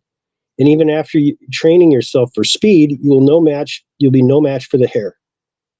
And you're not willing to abandon all these details wherein you must acknowledge defeat, striving as you are for something that is not your own, and come back to the good which is really yours. So like these other things we pursue, right? To be the most beautiful this, or the strongest this, or the fastest this. You can't, the animals have that, you have that over you, right? That's just within their nature. That's what's been gifted them. So what are we pursuing, right? What has been gifted you as a reasonable person, right? As somebody said, he was just saying the privilege of a reasoning being. So that's your privilege. That's your advantage. That's your strength, right? And that's the good that is really ours. And so that's what you should be cultivating or focusing on, not those other things. Those are like secondary pursuits. Play to your advantage. What is in your nature as a human being, as a reasoning being, having the ability to do such things? Cultivate that to its highest capability, because that's what you're here for, is he's saying. Benny, what do you think about that? It's interesting, right? What he's saying here, that all those details, right? All those things, they're not really important of us. And if we really look at it, there's so many other beings around us that have all of these things, possess it far better than we could ever do. Yet we are still so occupied by, you know, the bodily strength and the outward appeal and the appearance, all that stuff. But the good doesn't lie there. You know, that's not going to make us happy alive. You know, that's just a facade that we're putting up, or maybe a mask, and maybe just trying to show a little bit of insecurity, or mask some insecurities that we have. But at the end of the day, the real work we need to do is within, right? The real work is done in what is our true essence, and that is what really matters. And this is interesting, right? This is when we talk about those, you know, what is the real stoic man in that case that we talked about in the podcast episode.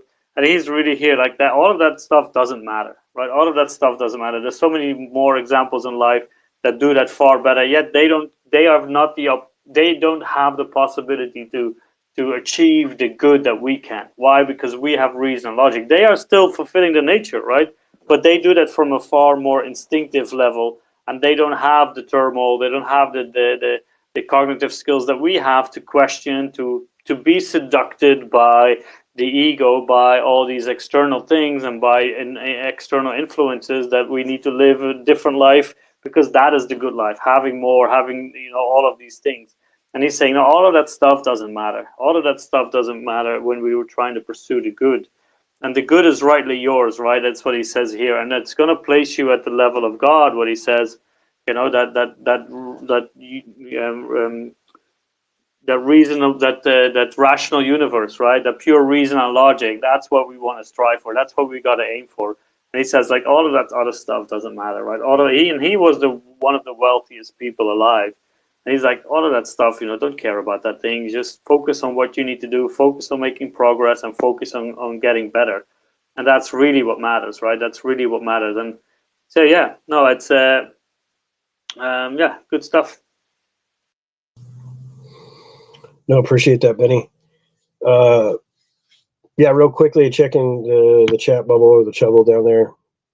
A couple of basic comments. We had one good one from Adam. Appreciate him stopping by, as he does, stopping by today. But he said something I want to touch on before we keep going. He said discovering happiness with only the basic essentials is extremely helpful. Absolutely right, and that's what Stoics do, right? They try to lay it out simply, right? And this is what we're doing in this letter. This is why this letter is important.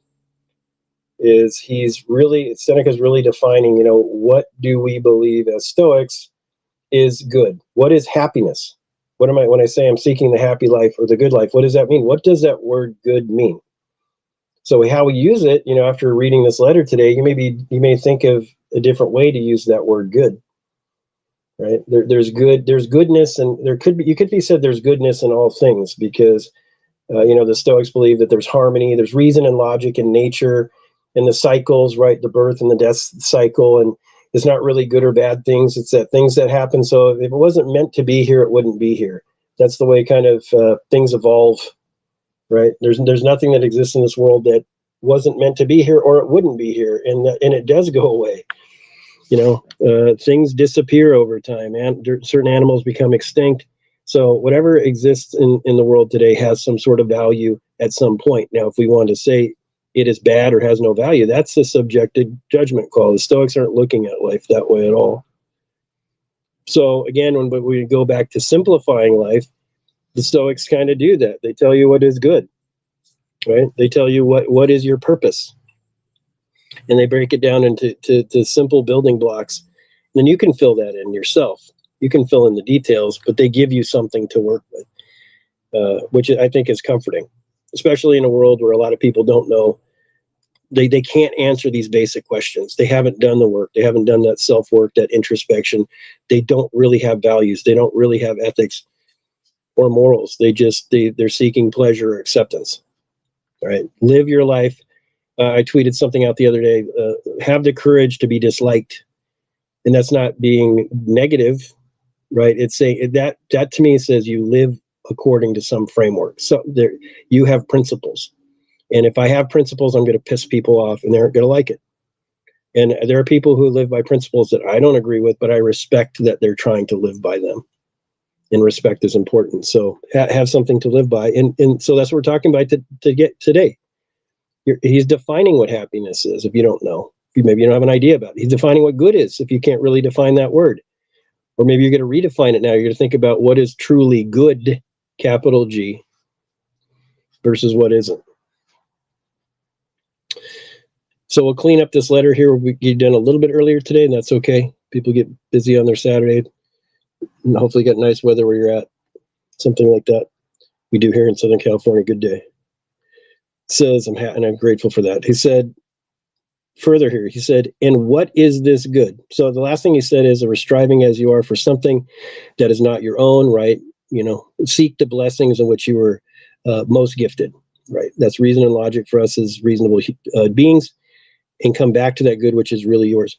He says further, and what is this good? So he'll hit it again. It is a clear and flawless mind. That's what we want.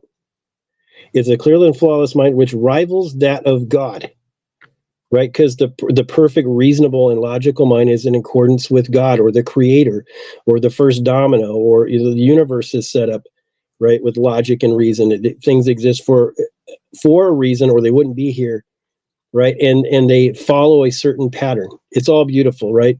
Even death usually yields to some new life, right? The cycle of the world. There's beauty in all this, right?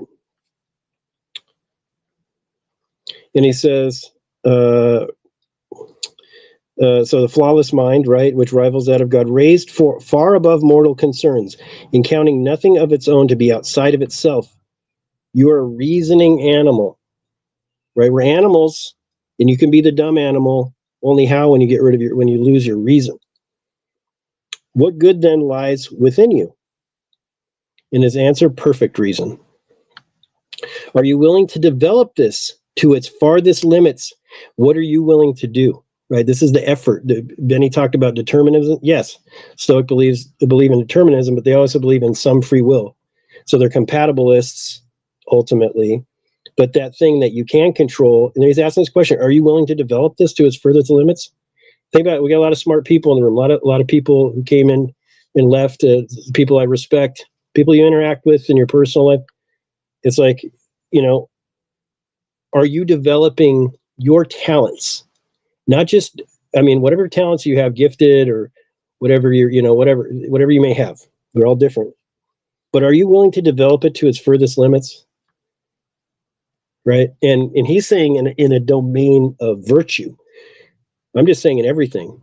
Do the best you can with what you have. That's what the Stoics want you to do. That virtue, with virtue, certainly. What other gifts you have too? Are you really developing yourself to the best you can? You're really trying as hard as you can. Most people say they are, and they're not really doing it. Just look yourself in the mirror. You don't have to admit it to anybody else. I don't do it every day. I cut corners. I take the easy way out. That's part of being human. But for me to slowly turn those tides and do the hard thing, right, and develop myself to my furthest limits, or try to each day, that's something to strive for. So worthy endeavor. Do that. Only consider yourself happy when all your joys are born of reason. Let me repeat that. Only consider yourself happy when all your joys are born of reason. This is where reason and logic, the rider on the elephant that Jonathan Haidt talks about, the elephant usually being your emotional state, but it could be just the ways of the world, things you can't control. Your logic and your reason, your higher self is the rider on all that which you're dealing with in your life.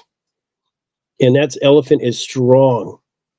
And if you don't pay attention, it'll take you where it wants to go. You've lost control.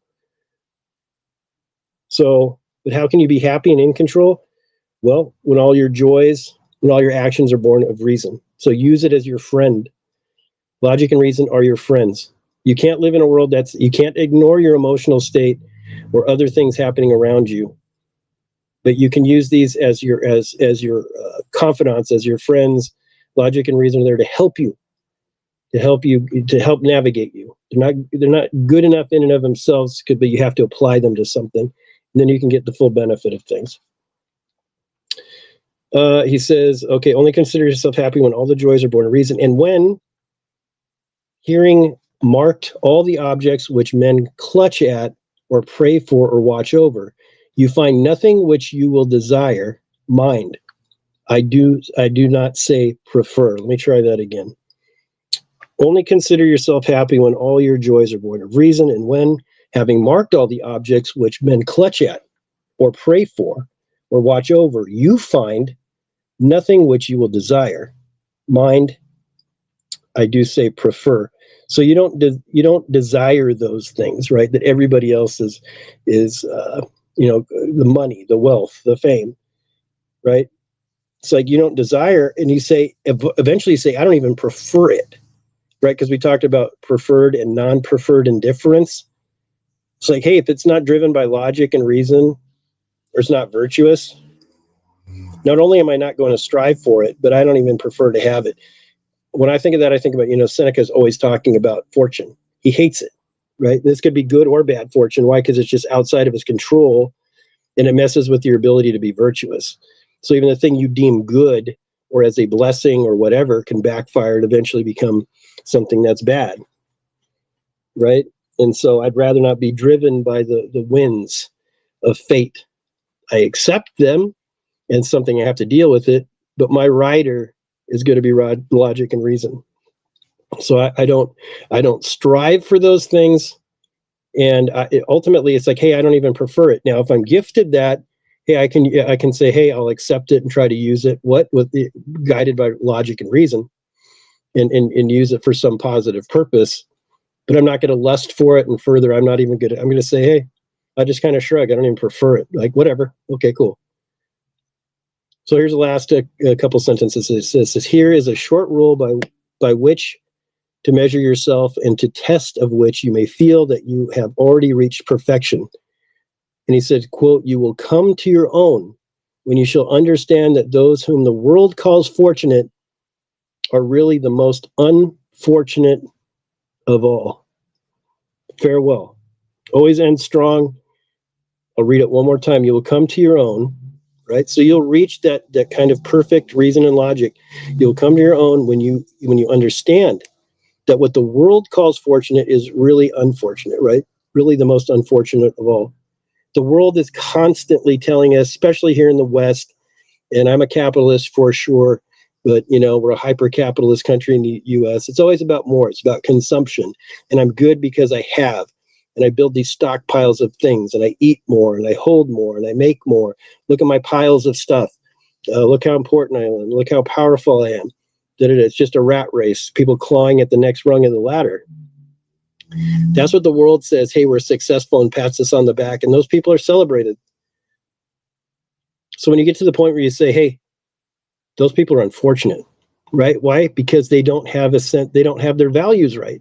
They don't have any values. They can't define what's happiness. They can't define the good or the supreme good in this particular case, but we have. Benny, close us out, or sum all that up. What do you got? Yeah, sum it up. That's a good way. No, it's I like that. That last sentence really ties it down, and it really speaks volumes to me. Once you start to kind of pull yourself away from what other people call the good life or what other people expect from you on how to live. Like I've mentioned this many times. Like I've sold almost everything when I left Dubai in my last work. And you talk about the US being a hyper capitalist state. That's even a step higher. That goes even a little bit further. And you walk through a mall and you see everybody just frantically trying to buy stuff, and it has to be bigger, better, and more shiny than the other person. And they think that that's where, when they actually can get it, that's where they're going to find a good life, right? And they are the most unfortunate people, because they are striving and chasing all of these things that really don't matter. Because at the end of the day, you've mentioned this in many of the spaces here and the podcast episodes, you can't bring any of that when you die, right? That's gone. All of that is gone. And even we can lose it very quickly. You see that with the disasters happening all over the world. You really take things for granted to be here, but from one moment to the next, it can be gone. And what have you got left? If you just put your value and all those things, what have you got left if they're gone? Nothing. So you've got to put the value and the priorities in the right point, in the right place, and that's you, right? Applying the reason and logic, cultivating it, growing it, right? It's not a given. It's something that we have to develop, as Seneca says. It's something that is our duty to do for ourselves and for the world around us. Why? Because the world is our place as well, and it needs people who are living the good life as best as they can. So we owe it to ourselves, and we owe it to the world around us that we cultivate it, right? That we make sure that we live the good life. So yeah, when we talk about this, you know, when we talk about things like anxiety or worry and all of that stuff, ask yourself where it's coming from. You know, I'm worried so much because I want to buy this and I don't have the money, and I don't have the money, or the job is killing me, and I need to have this job because otherwise I can't pay for all of these things.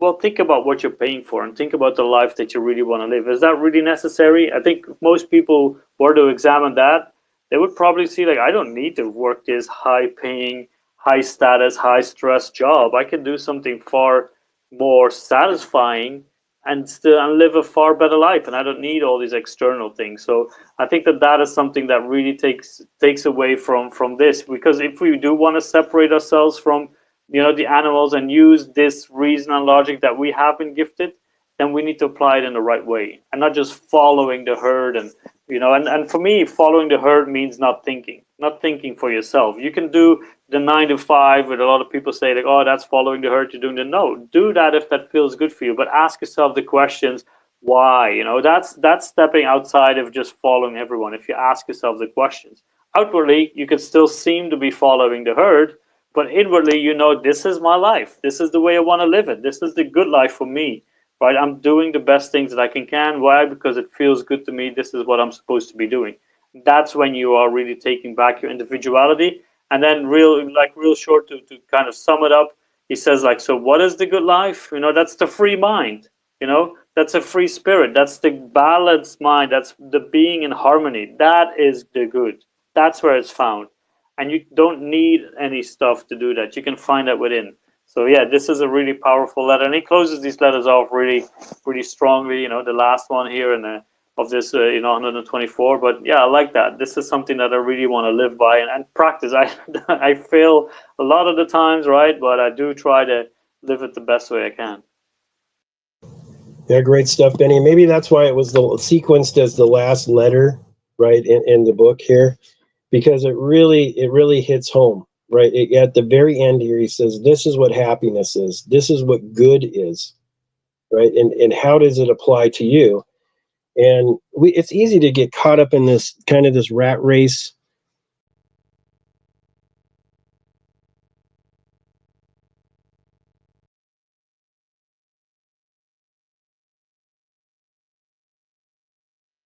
That we've been putting in here, trying to help people find a good life. What we do with our coaching business is we talk to people about this and help them discover, redefine what that means. Where do you find your joy? Where do you find your happiness? Are you dedicated to living up to somebody else's ideas for you? Your family, your friends, people I went to college with, what we see on TV, what Hollywood tells us. Or if you really take that back and say, no, this is what happiness means to me. This is what good means to me. This is what value means to me. And you get to decide that. How I see the world and how I interact with it are within my power. 100% of all the things we have not control over, these externals, you have control over that. So if you think about it that way, you can be happy at any point in time you wish, because you define that domain. So if you want to be happy, you can be. I'm not saying you're going to have those feelings right away. I'm not going to say you should feel guilty that I'm sad or I'm depressed or I go through things or I feel the way I do when people treat me a certain way. No, that's part of your humanity, and that it is what it is. Or, the way we feel about things are a byproduct of our personal experiences, trauma, all types of stuff. But I say ultimately in the end, it may take time as you can start to reclaim that. And you can say, no, like I can be happy, I can be fulfilled, and I don't need a lot of stuff. I don't need a lot of clout. I don't need a lot of friends. I don't need a whole lot of any of that. I have purpose. I have value in and of that I exist, and that I can act virtuously, and whatever talents that I have and gifts that I have, I can amplify them through reason and logic. and I could be the best version of myself and then give it back to my community. Because when you're lying on your deathbed, nobody's going to give one crap, and you're not going to care either how big your house was, how many cars you had, how much power you had, how many people admired you. It really makes, and Benny is a great example of that, is he sold off everything, put everything he owned pretty much into a backpack, did a lot of traveling, right, moving around, exploration of self. But he found through his experience, and I appreciate his experience, is that you can find happiness just by having that. You don't need, just having simple things. Seneca says, nature's demands of us are light. We make it more complicated. We choose to play this hierarchy game. And I struggle with it too. I like stuff. I like having a new car. I like buying a home. I like having this, that. I like having more friends than not. Hey, I like all that stuff. And that's great if that comes your way. But if that's not part of it, hey, I can still be happy. That is powerful stuff. Dante, you came up here at the end. Go for it. Yeah, I apologize because I had my headphones on and I was just enjoying the discussion. Hi, Bryce and Benny. Great space. And a lot of it had me thinking of, especially when I was able to stop for a second and sit and take a break, and I saw I Am in there. And it reminded me of the Maharaj and the book I Am That. And when he had said much of what you're speaking here, when he had said, want what you have and care not for what you don't have. I believe he said that. And to what you were saying, Bryce, that gentleman, if you guys know that book, he wrote cigarettes his whole life and found happiness in it. I think a lot of times, we want to see mountains moved, but I've tried to live my life with the feeling of what moves inside of me, what makes my heart happy. So I think if we kind of use that, and also knowing that there's value in all hearts, I think so. I think there's value in all hearts that we encounter in our lives. We could learn from all of the hearts that we encounter, and to ask ourselves the questions. Benny, you're right. That's the only way through, for sure. So I wanted to thank you guys for the space. I always look for this the Seneca space from Benny, you and Bryce. Sometimes I miss it. I know it's usually on the Saturday. I try to do some work in the backyard. But I appreciate you, and I appreciate the space, and I wanted to share that because the Maharaj was kind of cool. If you guys don't know that book, I would suggest you pick it up. It's a great one, a great spiritual book. I Am That is a pretty good one. I think you'd enjoy it. Thanks so much for that. No, I have not read it, but I'll check it out. I mean, I love reading, so I will add that to the list. Thanks so much. But I like the one term that just stuck out. He said there are value in all hearts. Right? I love that. Right? Think about what we've been talking about today and finding that value in people, and that we're all kind of the same, right, as these reasonable beings. And so, look at how society treats people who might be like vagrant, homeless, things like that. And it's like, oh, these people are despicable. There's people who think that way. And then, oh, the Elon Musks of the world, they're to be praised and they're amazing and wonderful. It's like, no, they're of the same value, and finding that value in all hearts is so important, right? And the good to be found in all. And I think that's something that we lose. And that, again, that's a function of what society tells us. But it goes back to that example I gave, right, with the Diogenes meeting Alexander. Alexander saw the value in Diogenes, right, in his attitude and how he dealt with him. So Alexander might have thought he was superior, but that Diogenes was 1A and 1B. Diogenes had nothing, by typical standards. So, yeah, I love these conversations and all that I've learned exploring these texts myself and how different my life is. And I've been blessed with good things in my life, and I have a lot of gratitude in my career and things that I've had. But I think about the man I'm at 50, soon to be 51. It's all good though. is much different than the man I was at 35. And not that that guy was a bad guy. I think he was a decent guy, but the way that I saw the world, the way I valued myself is much different now than it was then. Maybe that's maturity. I like to think it's also by work of self-exploration that's available to all of us, and that I feel happier in a lot of ways, or more control. And I was never a hothead or somebody like that, but I would get in people's face. If people, I thought they disrespected me, I wouldn't let it stand. I've changed a lot that way. And not that I was, again, bad or too aggressive. I just feel I'm in firm control of things that I before were a little wobbly. And I feel confident that whatever life kind of throws at me, that I can make it work. And you can too. And like I said, there's a lot of smart, beautiful people in here. And don't ever discount yourself, and don't ever think you don't have value or you don't have purpose. We all have value. We're all these beautiful souls that Dante was talking about. And you all have purpose, this baseline purpose that we talked about. How it manifests, we don't know. You know what? And that's kind of exciting. I didn't think at my point of my life, I'm very involved in helping taking care of my parents who are in their 80s and have ill health, managing their stuff, making sure they're taken care of, and things that I would think was probably a burden years ago. Now I find value in, and I feel good about that I can offer that to them, and their lives are better because I'm choosing to attack it that way. And so that's part of my purpose now. You would say that's not something I want to be weighed down by that. I want to travel more. I want to do all these things, blow up on my career, this, it, and that, and the other. It's like, no, this is what fate provided me, and I have ethics and morals and values, and I feel good about that, and their lives are better because of it, and so is mine. It's a win-win. Go ahead, Dante. No, you actually said a lot of what I wanted to say, but I did want to say that's funny. We're the same age, and I do now at this age. I find myself more often than not taking the high road. I talk about that often in spaces that I'm in. Yeah, I think, was it Bruce Lee that said, I like to say it a little differently than he did, but water always finds its way, just,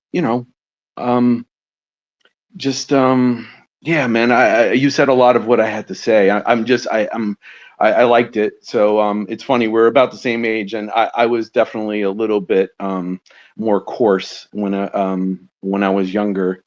And did get into people's faces, and was confrontational, really to protect myself. And now, now I kind of like to say, and something that I learned along the way was, sometimes it's even with the ones that we love, give them their dignity to live out their destiny, but even more so, for us, it's important to give ourselves the dignity to live out our destiny.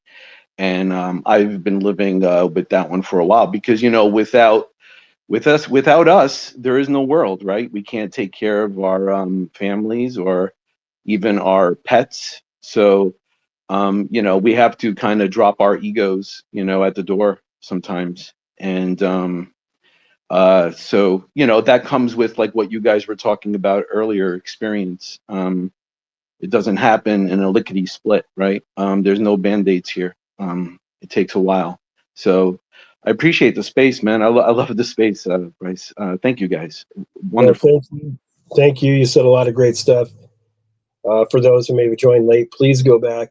And I don't ask for people to do this. Please go back and listen to the recording. This is an important letter. Again, it's the last letter in the book, and we appreciate, and we'll bring Charlene up here too before we close out today, hear what she has to say. But man, this stuff's important.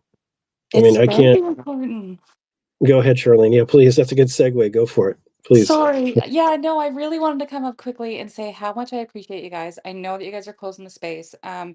The value that you guys have brought into my life is just like I can't even imagine, with me resetting my life and seeing that, okay, like I never had a career or an education. I never came from money. So sometimes, this journey of learning self-love, stoicism is actually helping me because it's helping me focus on the things that I do have, that I am kind and that I can be compassionate and that, the moving without judgment. So it's kind of like I've had this reset in my life and I'm building it slowly, step by step.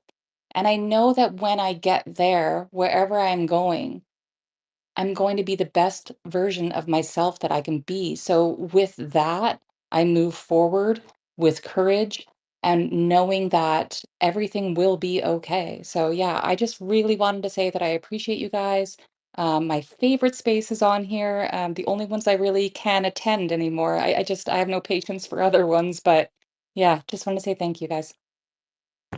No, thanks so much, Charlene. And you don't understand too how much those comments really impact. I won't speak for Benny; he can speak for himself here. But like, really, we didn't get into this we got like a little business we're trying to build around it, just so we can help more people.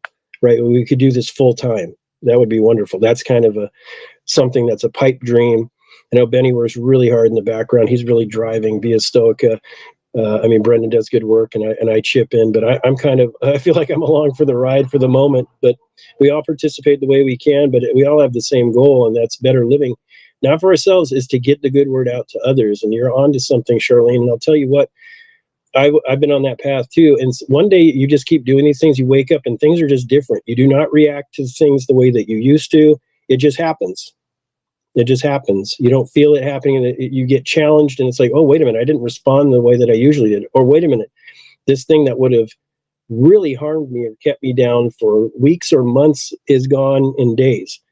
Why is that happening? Why am I feeling this way now? What's that? Well, it's because I've rewired my brain in a way that's advantageous for me, and it's based in something that's self-empowering and based in virtue, and ethics. These are good things.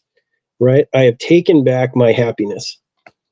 And that's hard. We get into these long patterns and relationships, all these things that kind of we define ourselves through, and then that's gone or that's disrupted.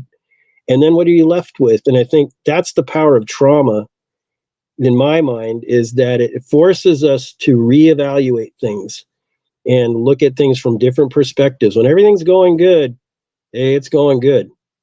Keep that party rolling. But when the party stops, music's over, the friends have left, the beer is gone, what are you left with?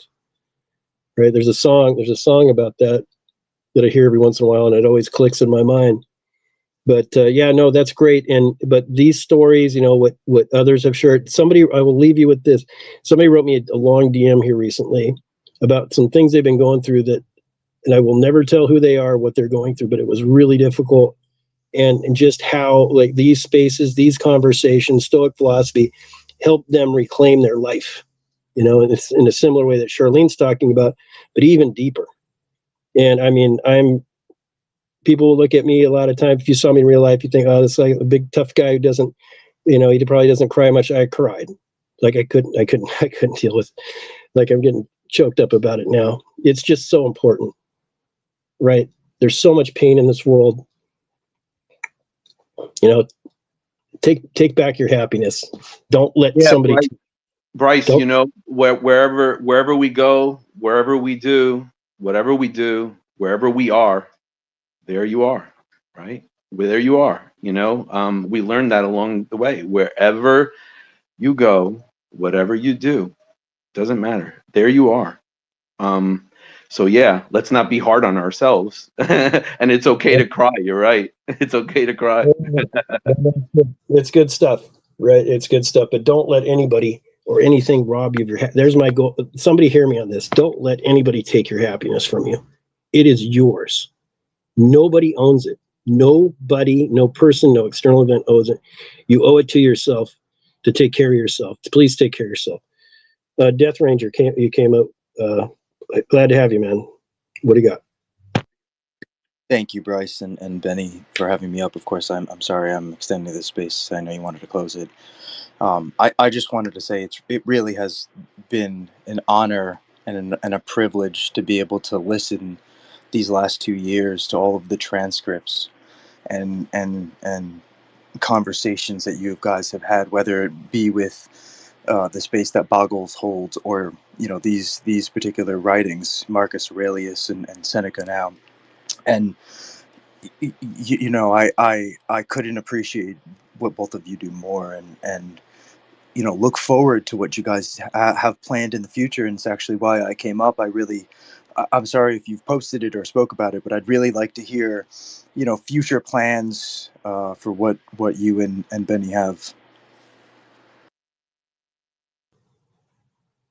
Yeah, no, thanks so much for that. Yeah, I want to give Benny hit a chance to react to some of these things, and he's so good at kind of defining what we're doing. But yeah, Benny, why don't you, what all this stuff means to you? I got to kind of gather myself. I got caught in a moment.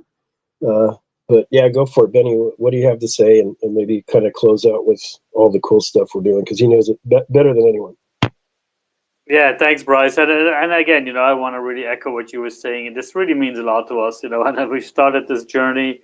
Why, started this journey just because I wanted to, live a better life myself. Started blogging and met Bryce like over almost 3 years now, almost 2.5, well, over 2.5 years ago on the Stoic space and all those other things. And all of this kind of evolved, and sometimes it seems to go so rapid. But I always said, like, if any of my writing or the things that I say has at least an impact, can impact one other person positive, then it's all worth it, right? And so hearing all your stories and all these things, and then the conversations that we have and the DMs that we get, it just that makes it all worth it. And as Bryce said, we put in a lot of work, a lot of hours.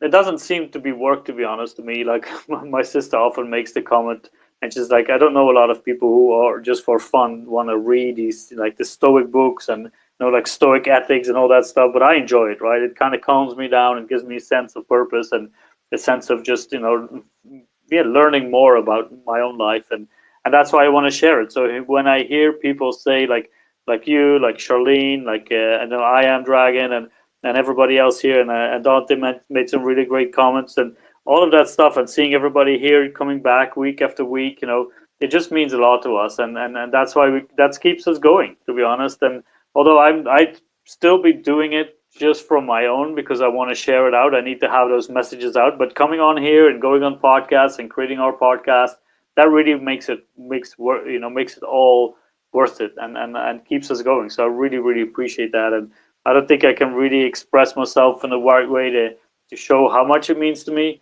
but it does mean a lot to me. So I really want to thank all of you. And we are building a lot, right? We are trying to get out there as much as we can. We are trying to help out with Stoic Week and Stoicon, and maybe not this year, but maybe next year we'll hopefully we'll be a bigger part of it. We're trying to have some really cool guests on the podcast just to share the message out there, and we go on our own podcast as well. Like I had 3 podcast interviews I did over the last 3 days, and it's all pretty much in the evenings for me now because of the time differences. But I love that stuff, right? I can do that for hours. And we're working on some Stoic coaching programs, maybe some workshops at the end that might show up. So we may be even working on some apparel, some kind of products that with quotes or with everything that you just want to that we can send out there. But at the end of the day, our main focus is just to try to help people as best as we can, right? That's the real thing that we want to do.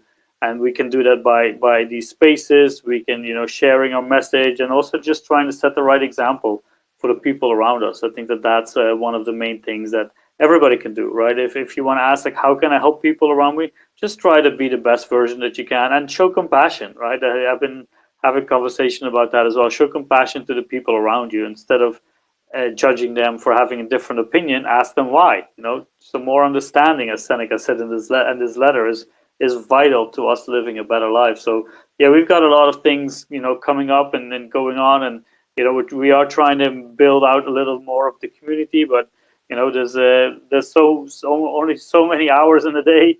So, and we're sometimes trying to do a little bit too much, but we are getting focused on all of this stuff. But yeah, no, thanks from my side, Bryce, for doing this and for being kind of a mentor on, especially on spaces, on in publicly speaking, doing all this stuff. But I really appreciate that. And yeah, thanks everybody for the great space and for the great conversation. I've learned a lot again. I keep learning from this stuff, and that's the great part of it. Just to end it, that's the great part of all of this, is that we just keep learning. And as long as you can stay curious, as long as you can stay interested in life, then everything is a lesson and everything is something that you can learn from. then everything becomes a feast and a party, because that's what life is, and life should be joyous, and just, try to learn and experience it. Yep, gratitude, right? Start that day with gratitude. That's what I do. Every day truly is a gift. That's not a throwaway. It's an opportunity for us to even deal with challenges in a way that's productive. As Marcus Aurelius says, the obstacle is the way. The road to happiness is going to have boulders in it. But you look at that and smile, right? And you say, "How am I?" You welcome that challenge. Like, how am I going to beat this? How am I going to get over? Because I will get over. Because I'm armed with everything that I need. Right? That's the confidence that we have. And so take it back. Suffer less. You don't have to suffer as much as you do. Somebody hear me with that. And take back your happiness. And the good life is available to all of us. He defined it in this letter. What is the good? What is the good life? What is happiness? It's all right there. And it's all accessible to everyone who's ever lived at any point in time, with whatever circumstances they have, rich, poor, whatever you have, powerful, not powerful, lived in ancient times, live today. Through reason and logic, we have this available to us. So thanks so much again for everyone. And ViaStoica, ViaStoica.com. Check, if you would, check it out. That would be great. The things we have we talk about what we're developing there. We exist on YouTube under the same name. That's the name of the podcast now. Really just one name to remember. And that's our goal, right? I've been a career IT person. Benny's been an educator. Brendan is an entrepreneur and small business owner. We want to give it all up one day and say, hey, we help people. We help people through philosophy, through these wisdom and logic. We help them obtain better lives. I mean, that would be amazing, right? That you always want to work in something that you have passion for. That's what we want. Maybe we'll get there, maybe we won't, but we're going to keep doing the reps anyways. And we appreciate all the feedback. God, it really means so much. So thanks so much. I just want to thank you, Bryce and Benny. You guys are doing a fantastic job. I love the ancient knowledge. Some of this stuff has been lost. And you guys are bringing it to reality. And I think you guys are doing a fantastic job. Just keep it up, right? So, cheers. Thanks so much. That means, again, those words mean a lot. So we're going to keep doing it because it's part of who we are. So thanks again for all that. So we'll see you again here hopefully next Saturday, 11 a.m. Pacific time. We have some more letters to get through, and then we'll see what this space turns into. We covered a lot of the core writings. We might find some smaller writings to explore, some other things. We got some ideas to do, but we'll keep showing up here. And then on Wednesday, too, we have that other space where it's more general topics, and usually all three of us, Benny, Brendan, and myself, are usually involved in that room. 3 across, as a host and the 2 co-hosts, and we talk about more general Stoic topics, 9 a.m. Pacific time or noon Eastern. And so that's what we're down to, too. It's the 2 spaces to keep it easy and accessible and good to remember. We move some things around, or easy to remember. But that's where we're at, and we'll keep showing up. You keep showing up, we'll keep showing up. How about that? We'll make an agreement. So thanks again. Have a great rest of your weekend. Much appreciation, much love. And we'll see you next time. Take care.